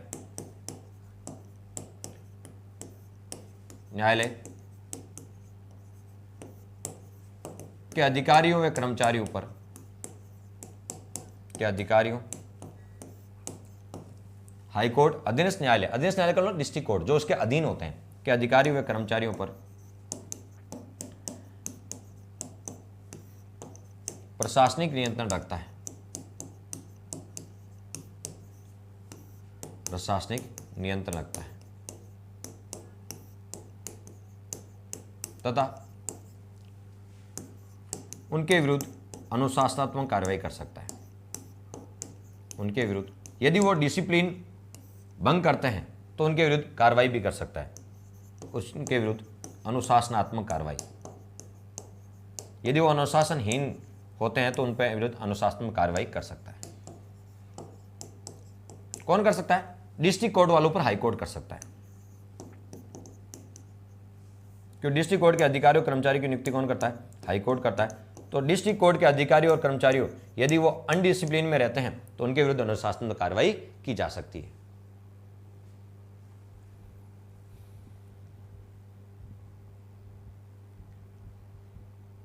आईसी और आईआर, आईसी और आईआर तो वो कर्मचारियों के लिए होती है, अधिकारी जो सिविल अधिकारी और कर्मचारी होते हैं उनके लिए होती है। बाकी आरजेएस जैसी वैकेंसी होती है। तो बताओ, हाईकोर्ट के अधीक्षण की समझ में समझिए। आपको अधीक्षण का मतलब है सुपरविजन करना। हाईकोर्ट की एक प्रशासनिक शक्ति है। हाईकोर्ट वाले क्या करते हैं? डिस्ट्रिक्ट कोर्ट के अधिकारियों और कर्मचारियों पर प्रशासनिक नियंत्रण रखते हैं। ठीक है, हाईकोर्ट क्या करेगा?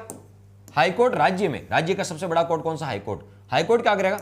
राज्य में आने वाले सभी डिस्ट्रिक्ट कोर्टों पर, राज्य में आने वाले सभी डिस्ट्रिक्ट कोर्टों पर प्रशासनिक नियंत्रण रखता है। लेकिन यदि राज्य में कोई सैन्य कोर्ट है, राज्य में यदि कोई सैन्य कोर्ट है तो सैन्य कोर्ट हाईकोर्ट के अंडर काम नहीं करेगा। बाकी जितने भी राज्य के कोर्ट है वो हाईकोर्ट के अंडर काम करते हैं। लेकिन राज्य में यदि कोई सेना का कोर्ट है, सैन्य कोर्ट है, तो वो हाईकोर्ट के अंडर काम नहीं करता, क्योंकि सैन्य शक्तियां राष्ट्रपति के पास होती है, वो इसके अंडर काम नहीं करते हैं। तो बताओ, क्या हाईकोर्ट की अधीक्षण की शक्ति में सैन्य कोर्ट आते हैं? सैन्य कोर्ट हाईकोर्ट की अधीक्षण की शक्ति में नहीं आते, वो सुप्रीम कोर्ट में आते हैं। ठीक है, सैन्य मामले हाईकोर्ट के अंडर नहीं आते, वो सुप्रीम कोर्ट के अंडर आते हैं। तो यदि राज्य में कोई सैन्य कोर्ट है तो उस पर हाईकोर्ट का नियंत्रण नहीं होगा। ठीक है, वो उसके अधीक्षण की शक्ति में नहीं आएगा। क्या अधीक्षण की शक्ति सुप्रीम कोर्ट के पास होती? जल्दी से बताओ, यस और नो। क्या अधीक्षण की शक्ति सुप्रीम कोर्ट के पास होती है? क्या अधीक्षण की शक्ति सुप्रीम कोर्ट के पास होती है? अधीक्षण की शक्ति का मतलब है कि वो नीचे वाले कोर्ट पर प्रशासनिक नियंत्रण रखता है।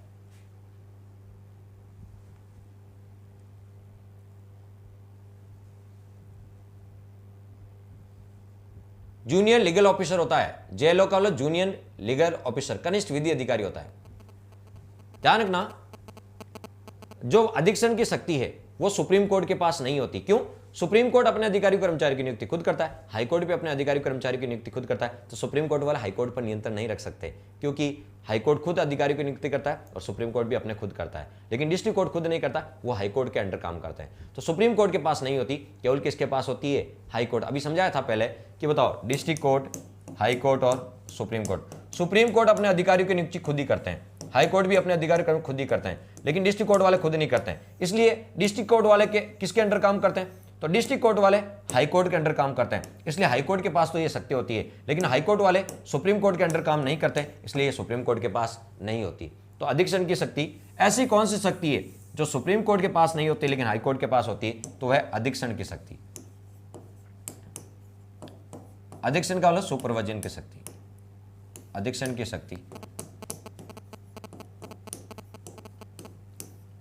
सुप्रीम कोर्ट के पास नहीं होती,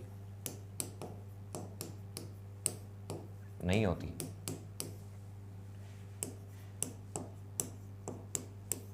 लेकिन हाई कोर्ट के पास होती है।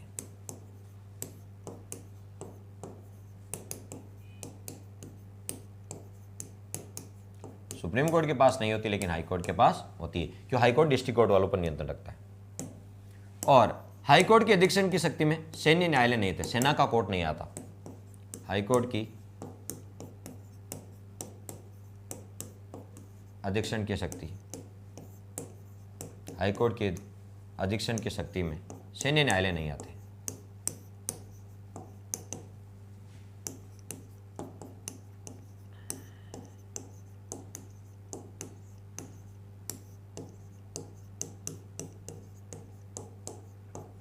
हाई कोर्ट के अधीक्षण की शक्ति में कौन नहीं आते? बताओ, सैन्य न्यायालय नहीं आते।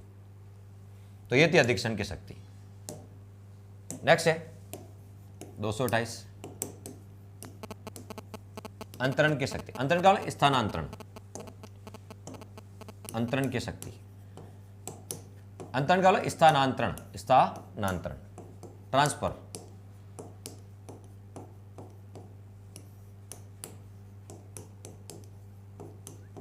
स्थानांतरण की शक्ति, इसका मतलब क्या है? हाई कोर्ट है, डिस्ट्रिक्ट कोर्ट से किसी मामले को, यदि कोई संवैधानिक मामला है, कोई यदि संवैधानिक विषय का मामला है, संवैधानिक महत्व का मामला है, तो हाई कोर्ट डिस्ट्रिक्ट कोर्ट से किसी मामले को अपने पास मंगा सकता है।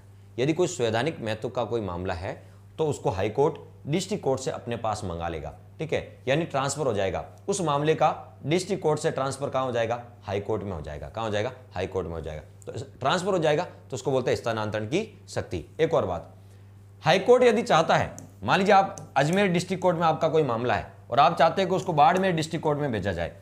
राजस्थान में 36 डिस्ट्रिक्ट कोर्ट है, राजस्थान में 36 जिला न्यायालय है। अभी पढ़ेंगे जिला न्यायालय, अगला टॉपिक।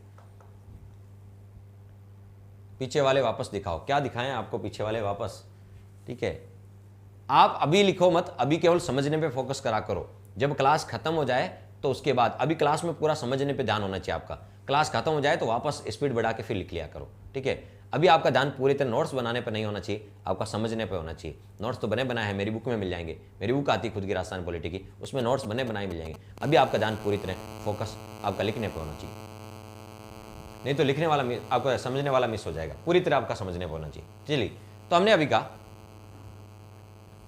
तो अभी हमने कहा डिस्ट्रिक्ट कोर्ट। ठीक है, मान लीजिए राजस्थान में 36, अभी राजस्थान में 36 जिला न्यायालय है, 36 डिस्ट्रिक्ट कोर्ट है, कितने? 36। अभी पढ़ेंगे आगे डिस्ट्रिक्ट कोर्ट। ठीक है, यदि आपका अजमेर डिस्ट्रिक्ट कोर्ट में कोई मामला चल रहा है और आप चाहते हैं कि उसको बाड़मेर डिस्ट्रिक्ट कोर्ट में ट्रांसफर किया जाए, तो एक डिस्ट्रिक्ट कोर्ट से दूसरे डिस्ट्रिक्ट कोर्ट में किसी मामले का ट्रांसफर कौन करेगा? हाई कोर्ट करेगा। कौन करेगा? तो हाई कोर्ट है, किसी मामले को एक डिस्ट्रिक्ट कोर्ट से दूसरे डिस्ट्रिक्ट कोर्ट में ट्रांसफर कर सकता है, तो इस शक्ति को बोलते हैं अंतरण की शक्ति, ट्रांसफर की शक्ति।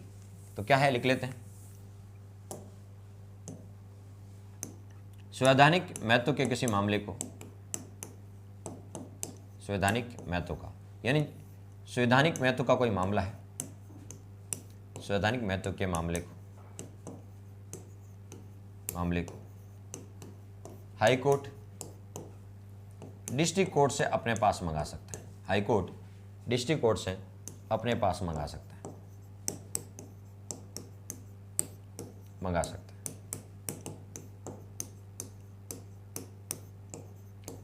तो संवैधानिक महत्व का कोई मामला है तो उसको हाई कोर्ट डिस्ट्रिक्ट कोर्ट से अपने पास मंगा लेगा, यानी उसका ट्रांसफर करवा लेगा। दूसरा, हाई कोर्ट किसी मामले को, हाई कोर्ट किसी मामले को, हाई कोर्ट किसी मामले को एक डिस्ट्रिक्ट कोर्ट से, एक डिस्ट्रिक्ट कोर्ट से दूसरे डिस्ट्रिक्ट कोर्ट में ट्रांसफर कर सकता है। एक डिस्ट्रिक्ट कोर्ट से दूसरे डिस्ट्रिक्ट कोर्ट में किसी मामले को ट्रांसफर करना है तो कौन करेगा, हाई कोर्ट करेगा। तो हाई कोर्ट किसी मामले को एक डिस्ट्रिक्ट कोर्ट से दूसरे डिस्ट्रिक्ट कोर्ट में ट्रांसफर कर सकता है। ट्रांसफर करने का मतलब क्या होता है, स्थानांतरण करना, कर सकता है। तो ये कहलाती ट्रांसफर की शक्ति, स्थानांतरण की शक्ति। किस आर्टिकल में, 228 में। नेक्स्ट आर्टिकल आपका 229। मैंने अभी बताया था हाईकोर्ट अपने अधिकारी और कर्मचारी की नियुक्ति क्या करता है, स्वयं ही करता है। ये बात लिखी है 229 में। हाईकोर्ट अपने अधिकारियों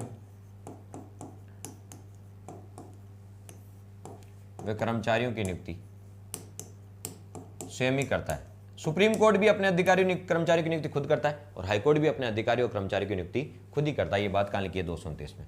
हाईकोर्ट अपने अधिकारियों कर्मचारियों की नियुक्ति स्वयं करता है,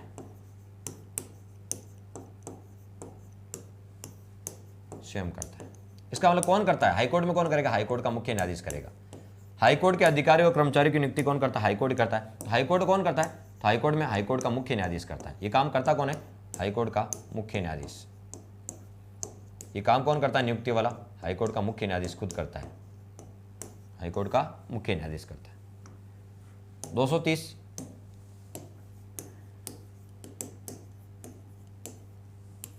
संसद कानून बनाकर, संसद कानून बनाकर, संसद कानून बनाकर हाईकोर्ट की अधिकारिता का विस्तार,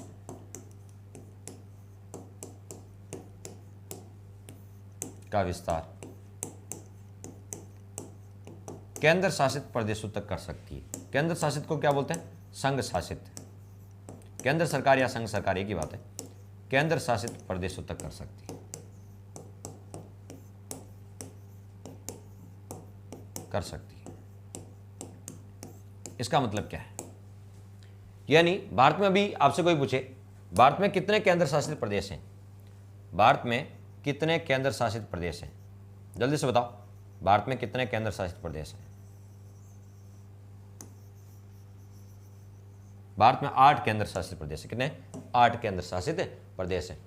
8 में से कितने के पास हाईकोर्ट है, 8 में से कितने के पास हाईकोर्ट है, तो 2 के पास ही हाईकोर्ट है। एक तो दिल्ली का खुद का हाईकोर्ट है और एक जम्मू कश्मीर का खुद का हाईकोर्ट है। 2 के पास ही हाईकोर्ट है, बाकी के पास हाईकोर्ट नहीं है। बाकी किसके पास हाईकोर्ट नहीं, लद्दाख के पास हाईकोर्ट नहीं। लद्दाख जो केंद्र शासित प्रदेश है उसका हाईकोर्ट नहीं है। दमन दीव और दादर नागर हवेली का नहीं है, दमन और दादर का खुद का हाईकोर्ट नहीं है। ठीक है, लक्षद्वीप का खुद का हाईकोर्ट नहीं है, लक्षद्वीप का खुद का हाईकोर्ट, लक्षद्वीप का खुद का हाईकोर्ट नहीं है। अंडमान निकोबार का खुद का हाईकोर्ट नहीं है। पांडिचेरी का खुद का हाईकोर्ट नहीं है, पांडिचेरी का खुद का हाईकोर्ट नहीं है। ठीक है, पांडिचेरी का खुद का हाईकोर्ट नहीं है। इन 5 का खुद का हाईकोर्ट नहीं है, 1 2 3 4 और 5, इन 5 का खुद का हाईकोर्ट नहीं है। 3 है जिनका खुद का हाईकोर्ट है, जम्मू कश्मीर का खुद का हाईकोर्ट, सॉरी 2 है जिनका खुद का हाईकोर्ट है, जम्मू कश्मीर का है और आपका दिल्ली का, इनका खुद का हाईकोर्ट है। एक है चंडीगढ़, उसका भी हाईकोर्ट नहीं है, वो तो पंजाब और हरियाणा के साथ मिला हुआ है। चंडीगढ़ का भी खुद का हाईकोर्ट नहीं है, चंडीगढ़ का भी खुद का हाईकोर्ट नहीं है। ठीक है, बाकी जम्मू कश्मीर और दिल्ली इनका खुद का हाईकोर्ट है। नहीं मिल रहा तो मैंने आपको मेरे नंबर दे रखे हैं सभी को, ठीक है, उस पर आप कर दीजिए, उससे आपको लिंक मिल जाएगा, ठीक है, वो आप कर सकते हैं।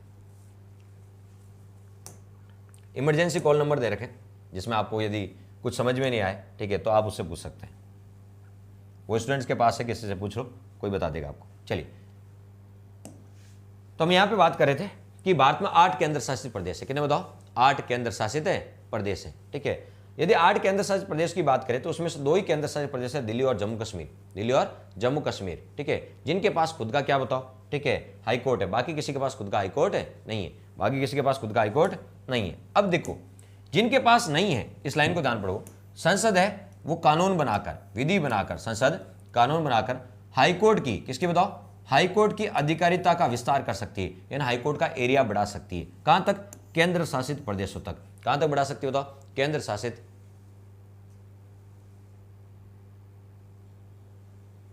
कोई दिक्कत नहीं, मिल जाएगा, आप सर्च करोगे वापस तो, यदि आप टेलीग्राम पे जाके 1-2 बार प्रयास करोगे तो शायद मिल जाएगा। चलिए, तो बताओ संसद, कौन बताओ? संसद कानून बनाकर, संसद कानून बनाकर क्या कर सकती है?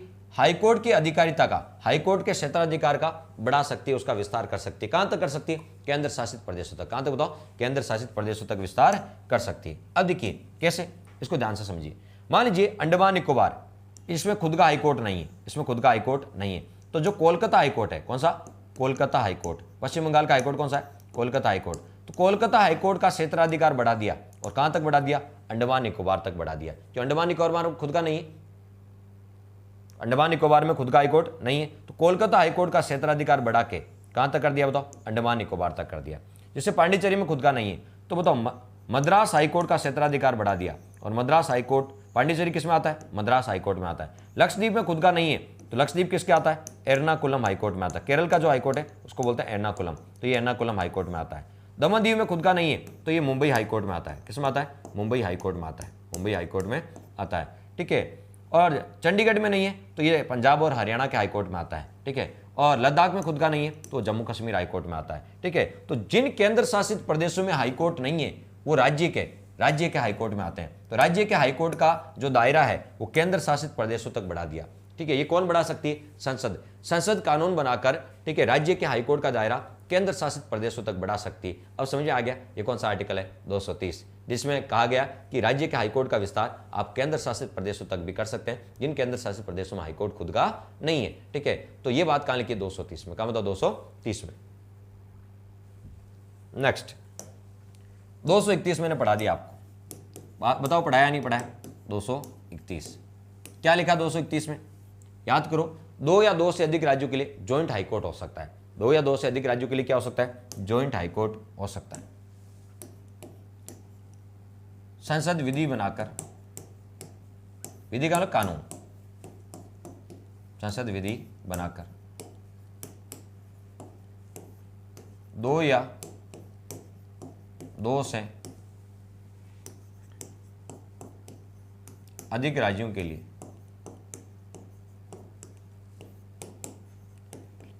दो या 2 से अधिक राज्यों के लिए संयुक्त हाईकोर्ट, ज्वाइंट हाईकोर्ट, संयुक्त हाईकोर्ट का प्रावधान कर सकती है।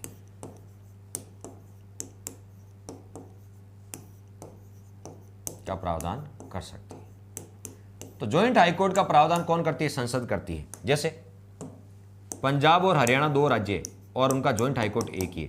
राज्य 2 है लेकिन उनका ज्वाइंट हाईकोर्ट क्या बताओ? एक है। पंजाब व हरियाणा का संयुक्त हाईकोर्ट है कहाँ? चंडीगढ़ में। पंजाब व हरियाणा का संयुक्त हाईकोर्ट, ज्वाइंट हाईकोर्ट चंडीगढ़ है। तो पंजाब और हरियाणा का संयुक्त हाईकोर्ट कहाँ है? चंडीगढ़ है। तो ये ज्वाइंट हाईकोर्ट वाला जो प्रावधान है वो कौन सा आर्टिकल में? 231 में, ठीक है। और 232 था वो निश्चित कर दिया, हटा दिया गया। 232 था वो हाईकोर्ट का ही था लेकिन निश्चित कर दिया गया। अब मुझे बताओ हाईकोर्ट कहाँ से कहाँ तक है? हाईकोर्ट शुरू होता है 214 से लेके 231 तक। हाईकोर्ट हमने देखो आर्टिकल 214 पढ़ना शुरू किया, हाईकोर्ट 214 से लेके कहाँ तक था? 231 तक था। 214 से लेके 231 तक, यानी अपना हाईकोर्ट पूरा हो गया। 214 से लेके 231 तक हाईकोर्ट था। सर आर्टिकल याद नहीं हुए, आर्टिकल याद नहीं हुए। वैसे आर्टिकल बहुत आसान है, फिर भी याद नहीं हुए तो एक ट्रिक बता देता हूँ। क्या बता देता हूँ? ट्रिक बता। सारे आर्टिकल पढ़ लिए फिर भी याद नहीं होता तो एक ट्रिक बता देता हूँ। कैसे? ट्रिक समझ लीजिए, हाईकोर्ट के आर्टिकल याद करने की ट्रिक। पूरा आर्टिकल्स पढ़ा दिए फिर भी याद नहीं हुए तो ट्रिक देख लो कैसे। साजन, साजन सब वेटर होते हैं। साजन सब क्या होते हैं? वेटर।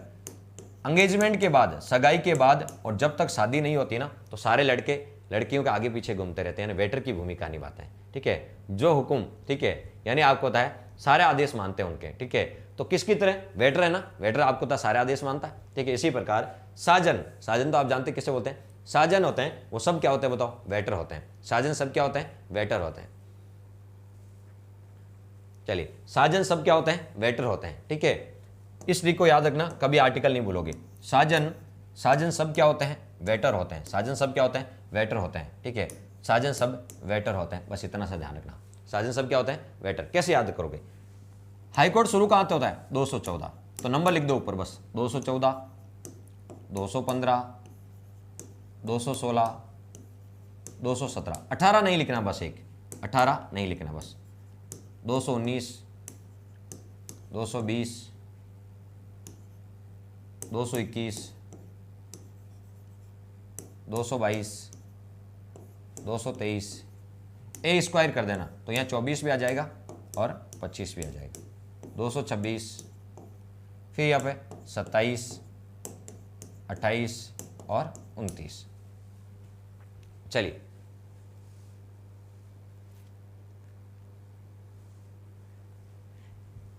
सर अपना एक्सपीरियंस बता रहे हैं, बिल्कुल। ये तो देखो सार्वभौमिक सत्य स्टेटमेंट है, इसमें कुछ कहने की बात ही नहीं। ठीक है, सार्वभौमिक यूनिक है, जो यूनिवर्सल ट्रूथ है उसको चेंज ही नहीं किया जा सकता। जो यूनिवर्सल ट्रूथ है उसको चेंज नहीं किया जा सकता। तो बताओ, साजन सब क्या होते हैं? बताओ, वेटर होते हैं। साजन सब क्या होते हैं? वेटर। देखो कैसे याद करोगे। स्टेट, स्टेट में हाईकोर्ट होगा। स्टेट में क्या होगा? स्टेट का मतलब राज्य, तो स्टेट में हाईकोर्ट होगा, तो राज्य में एक हाईकोर्ट होगा। ये बात कहाँ लिखी है? तो ये लिखिए 214 में। कहाँ लिखिए बताओ? 214 में हाईकोर्ट का उल्लेख। 215 में, 215 में ऐसा होता अभिलेख न्यायालय। याद करो, हाईकोर्ट एक अभिलेख न्यायालय है। हाईकोर्ट एक क्या है? अभिलेख न्यायालय है, रिकॉर्डेड कोर्ट है। हाईकोर्ट एक अभिलेख न्यायालय, ये हमने कहा 215 में देखा। 216 में गठन और संरचना। याद करो, 216 में क्या थी? गठन और संरचना, गठन और संरचना। 217 में नियुक्ति, 217 में नियुक्ति थी, योग्यता थी। ठीक है, नियुक्ति थी, योग्यता थी। ठीक है, त्यागपत्रता, ये सब थी। 219 में, 218 मैंने नहीं लिखा क्योंकि सुप्रीम कोर्ट के कुछ प्रावधान हाईकोर्ट पे लागू होते हैं, ये लिखा हुआ था। 219 में शपथ, 219 में क्या बताओ? 219 में शपथ। 220 में बॉन्डिंग, बॉन्डिंग का मतलब क्या होता है? सेवा शर्तें। बॉन्डिंग का मतलब क्या होगी? सेवा शर्तें। ठीक है, 221 में मैंने कहा था पहले 21 रुपये के नारियल देते थे, फिर 200 रुपये और बढ़ा दिए, 200 का नोट चल गया, तो 221। तो 221 में क्या है? 20 से वेतन। 221 में क्या है? 20 से वेतन बते। 222 में मैंने कहा 2 बार ट्रांसफर होता है, तो टी से ट्रांसफर, टी से ट्रांसफर, टी से ट्रांसफर। मैंने कहा 223 में अभी राजस्थान में कार्यवाहक है, जब मुख्य न्यायाधीश नहीं होता तो एग्जीक्यूटिव, एग्जीक्यूटिव का मतलब क्या होता है? कार्यवाहक। क्या होता है बताओ? कार्यवाहक न्यायाधीश, मुख्य न्यायाधीश, कार्यवाहक मुख्य न्यायाधीश। अभी राजस्थान में कार्यवाहक ही किस आर्टिकल के थे? 223 के थे। ऐसे होता है अपर न्यायाधीश। 224 में क्या है? अपर न्यायाधीश है। 224 में क्या है? अपर न्यायाधीश है। 225 में क्या है? एरिया, एरिया का मतलब होता है क्षेत्राधिकार। 225 में एरिया, क्षेत्राधिकार। 226 में आर का मतलब होता है रिट जारी करने की शक्ति। 226 में रिट जारी करने की शक्ति। 227 कौन सा बताओ? 227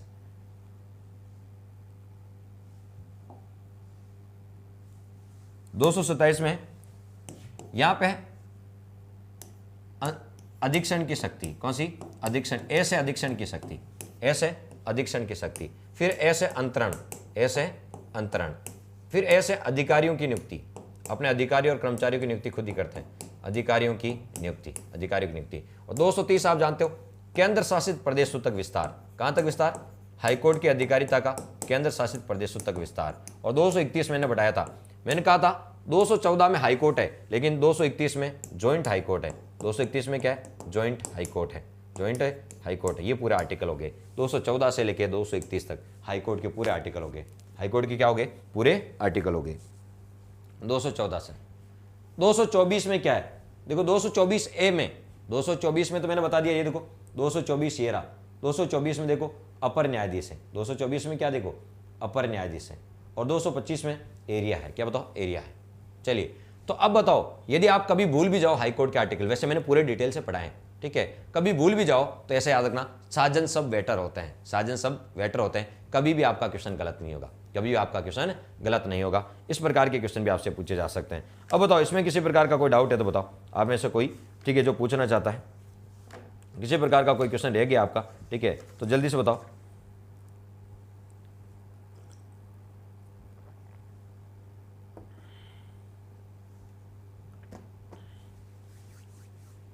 चलिए, तो थोड़े एक दो और फैक्ट है जिनके बारे में आपको बता देता हूं। आपको तो कोई डाउट नहीं है, मुझे भी पता है, ठीक है।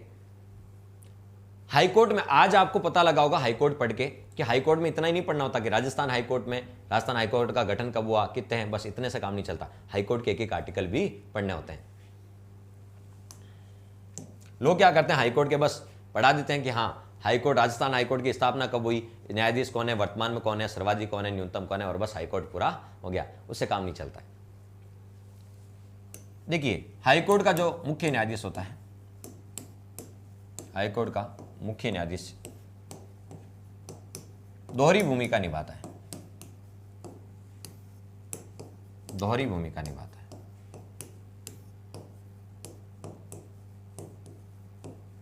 हाईकोर्ट का मुख्य न्यायाधीश दोहरी भूमिका निभाता है। कैसे? एक तो वो न्याय करने का काम करता है, एक तो वो दोहरी भूमिका मतलब है, एक तो वो न्याय करने का काम करता है, न्यायिक कार्य करता है,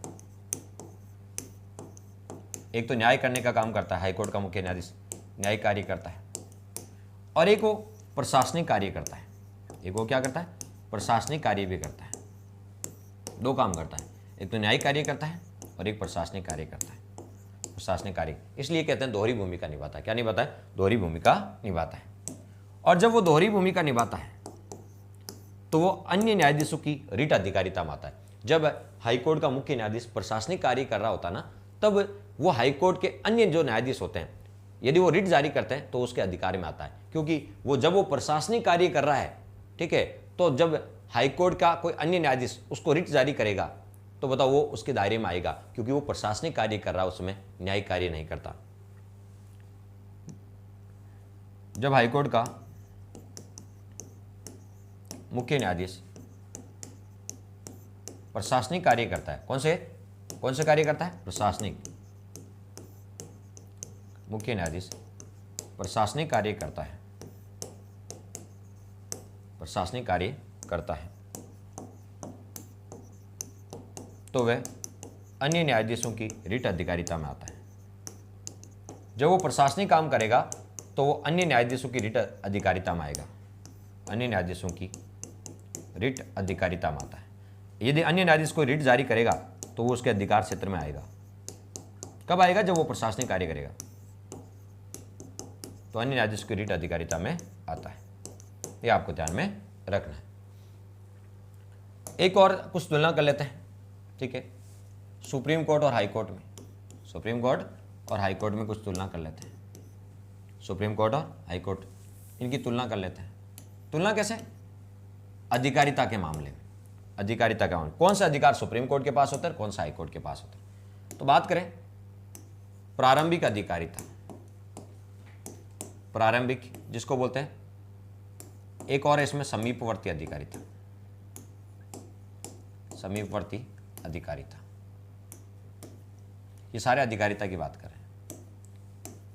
ऊपर लिख देता हूं अधिकारिता। कौन से अधिकार दोनों के पास होते हैं? अधिकारिता का अधिकार क्षेत्र, कौन सी अधिकारिता दोनों के पास होती है? तो बताओ, ऐसे मामले जिनकी सुनवाई केवल और केवल सुप्रीम कोर्ट करता है, वो सुप्रीम कोर्ट की मूल अधिकारिता या प्रारंभिक अधिकारिता में आते हैं। लेकिन ऐसे मामले जिनकी सुनवाई सुप्रीम कोर्ट के साथ साथ हाई कोर्ट भी कर सकता है, वो उसकी समीपवर्ती अधिकारिता में आते हैं। जैसे मूल अधिकारों का उल्लंघन होने पर आप सुप्रीम कोर्ट भी जा सकते हैं और आप हाई कोर्ट भी जा सकते हैं। तो बताओ, मूल अधिकारों का उल्लंघन होने पर अनुच्छेद 32 के तहत सुप्रीम कोर्ट और अनुच्छेद 226 के तहत हाई कोर्ट, तो ये दोनों के पास पावर है, तो ये समीपवर्ती अधिकारिता में आता है। किसमें आता है? यानी समीपवर्ती अधिकारिता है, वो सुप्रीम कोर्ट के पास भी होती है और हाई कोर्ट के पास भी होती है। उसके बाद रिट अधिकारिता, कौन से बताओ? रिट अधिकारिता, रिट अधिकारिता। सुप्रीम कोर्ट भी रिट जारी कर सकता है और हाई कोर्ट भी रिट जारी कर सकता है। सुप्रीम कोर्ट के पास भी रिट जारी करने की शक्ति है और हाई कोर्ट के पास भी रिट जारी करने की शक्ति है। तो ये जो रिट अधिकारिता होती है ये दोनों के पास होती है, सुप्रीम कोर्ट के पास भी होती है और हाई कोर्ट के पास भी होती है। और अपीलीय अधिकारिता, यानी आप किसी मामले की अपील सुप्रीम कोर्ट में भी कर सकते। यदि मान लीजिए डिस्ट्रिक्ट कोर्ट में केस हार गए तो अपील कहां करोगे? हाई कोर्ट में। और हाई कोर्ट में केस हार गए तो अपील कहां करोगे? सुप्रीम कोर्ट में। तो दोनों में अपील की जा सकती है, दोनों में अपील की जा सकती है, हाई कोर्ट में और सुप्रीम कोर्ट दोनों में अपील की जा सकती है। ये अपीलीय अधिकारिता है, ठीक है। उसके बाद यदि बात करें परामर्शकारी या सलाहकारी, परामर्शकारी या सलाहकारी अधिकारिता, परामर्शकारी और सलाहकारी। सुप्रीम कोर्ट एक आर्टिकल पढ़ा होगा आपने 143 राष्ट्रपति सुप्रीम कोर्ट से परामर्श ले सकता है, राष्ट्रपति सुप्रीम कोर्ट से परामर्श ले सकता है। किस आर्टिकल के तहत? 143 के तहत। तो परामर्शकारी अधिकारिता सुप्रीम कोर्ट के पास होती है कि सुप्रीम कोर्ट राष्ट्रपति से परामर्श ले सकता है, लेकिन राज्यपाल हाई कोर्ट से परामर्श नहीं ले सकता, तो ये पावर इसके पास नहीं होता। तो परामर्शकारी जो अधिकारिता है ये सुप्रीम कोर्ट के पास होती है लेकिन हाई कोर्ट के पास नहीं होती। राष्ट्रपति सुप्रीम कोर्ट से परामर्श ले सकता है, यह बात 143 में लिखी है, लेकिन राज्यपाल है वह हाई कोर्ट से परामर्श नहीं ले सकता, यह भी आपको ध्यान में रखना है। इसके अलावा यदि बात करें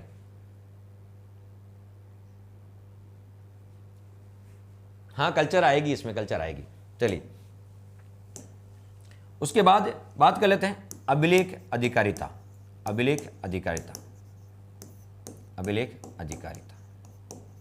अभिलेख अधिकारिता लोग सुप्रीम कोर्ट भी एक अभिलेख न्यायालय है और हाई कोर्ट भी एक अभिलेख न्यायालय। अनुच्छेद 129 में लिखा है कि सुप्रीम कोर्ट एक अभिलेख न्यायालय है और 215 में लिखा है, आर्टिकल 215 में कि हाई कोर्ट एक अभिलेख न्यायालय। तो दोनों के पास अभिलेख अधिकारिता होती है, दोनों के पास क्या होती है? अभिलेख अधिकारिता होती है।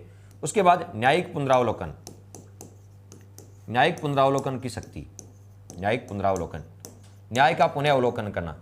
न्यायिक पुनरावलोकन की शक्ति सुप्रीम कोर्ट के पास भी होती है और हाई कोर्ट के पास भी होती है। न्यायिक पुनरावलोकन की शक्ति सुप्रीम कोर्ट के पास भी होती है, हाई कोर्ट के पास भी होती है। लेकिन अधीक्षण की शक्ति कौन सी? सुपरविजन की शक्ति, अधीक्षण अधिकारिता, अधीक्षण अधिकारिता, अधीक्षण की अधिकारिता। यह आपको पता है अधीक्षण का मतलब प्रशासनिक नियंत्रण रखना। क्या रखना बताओ? प्रशासनिक नियंत्रण रखना। तो अधीक्षण की अधिकारिता सुप्रीम कोर्ट के पास हाई कोर्ट के पास होती है। हाई कोर्ट डिस्ट्रिक्ट कोर्ट पर प्रशासनिक नियंत्रण रखता है, हाई कोर्ट डिस्ट्रिक्ट कोर्ट पर प्रशासनिक नियंत्रण रखता है। तो अधीक्षण की शक्ति हाई कोर्ट के पास होती है लेकिन सुप्रीम कोर्ट के पास नहीं होती, सुप्रीम कोर्ट के पास नहीं होती। तो आजकल ऐसे क्वेश्चन आएंगे, ऐसी कौन सी शक्ति है, ऐसी कौन सी शक्ति है जो सुप्रीम कोर्ट के पास होती है लेकिन हाई कोर्ट के पास नहीं होती? सुप्रीम कोर्ट के पास होती है लेकिन हाई कोर्ट के पास नहीं होती। ये देखो ये कौन सी है? परामर्शकारी या सलाहकारी शक्ति, ये सुप्रीम कोर्ट के पास होती है लेकिन हाई कोर्ट के पास नहीं होती। ऐसी कौन सी शक्ति है जो हाई कोर्ट के पास होती है लेकिन सुप्रीम कोर्ट के पास नहीं होती? तो ये देखो ये, ठीक है, ये हाई कोर्ट के पास होती है लेकिन ये सुप्रीम कोर्ट के पास नहीं होती। अधीक्षण की शक्ति कौन सी बताओ? अधीक्षण की शक्ति। इस प्रकार के क्वेश्चन भी आपसे पूछे जा सकते हैं, ठीक है। तो तुलना करके भी पूछ सकते हैं कौन सी शक्ति दोनों के पास होती है, कौन सी ऐसा सकता है कौन सी शक्ति है जो हाई कोर्ट और सुप्रीम कोर्ट दोनों के पास होती है, कौन सी हाई कोर्ट के पास होती है सुप्रीम कोर्ट के पास नहीं होती, कौन सुप्रीम कोर्ट के पास होती है हाई कोर्ट के पास नहीं होती। इस प्रकार के क्वेश्चन पूछ जाते हैं। अब जाके आपका हाई कोर्ट पूरा हुआ है।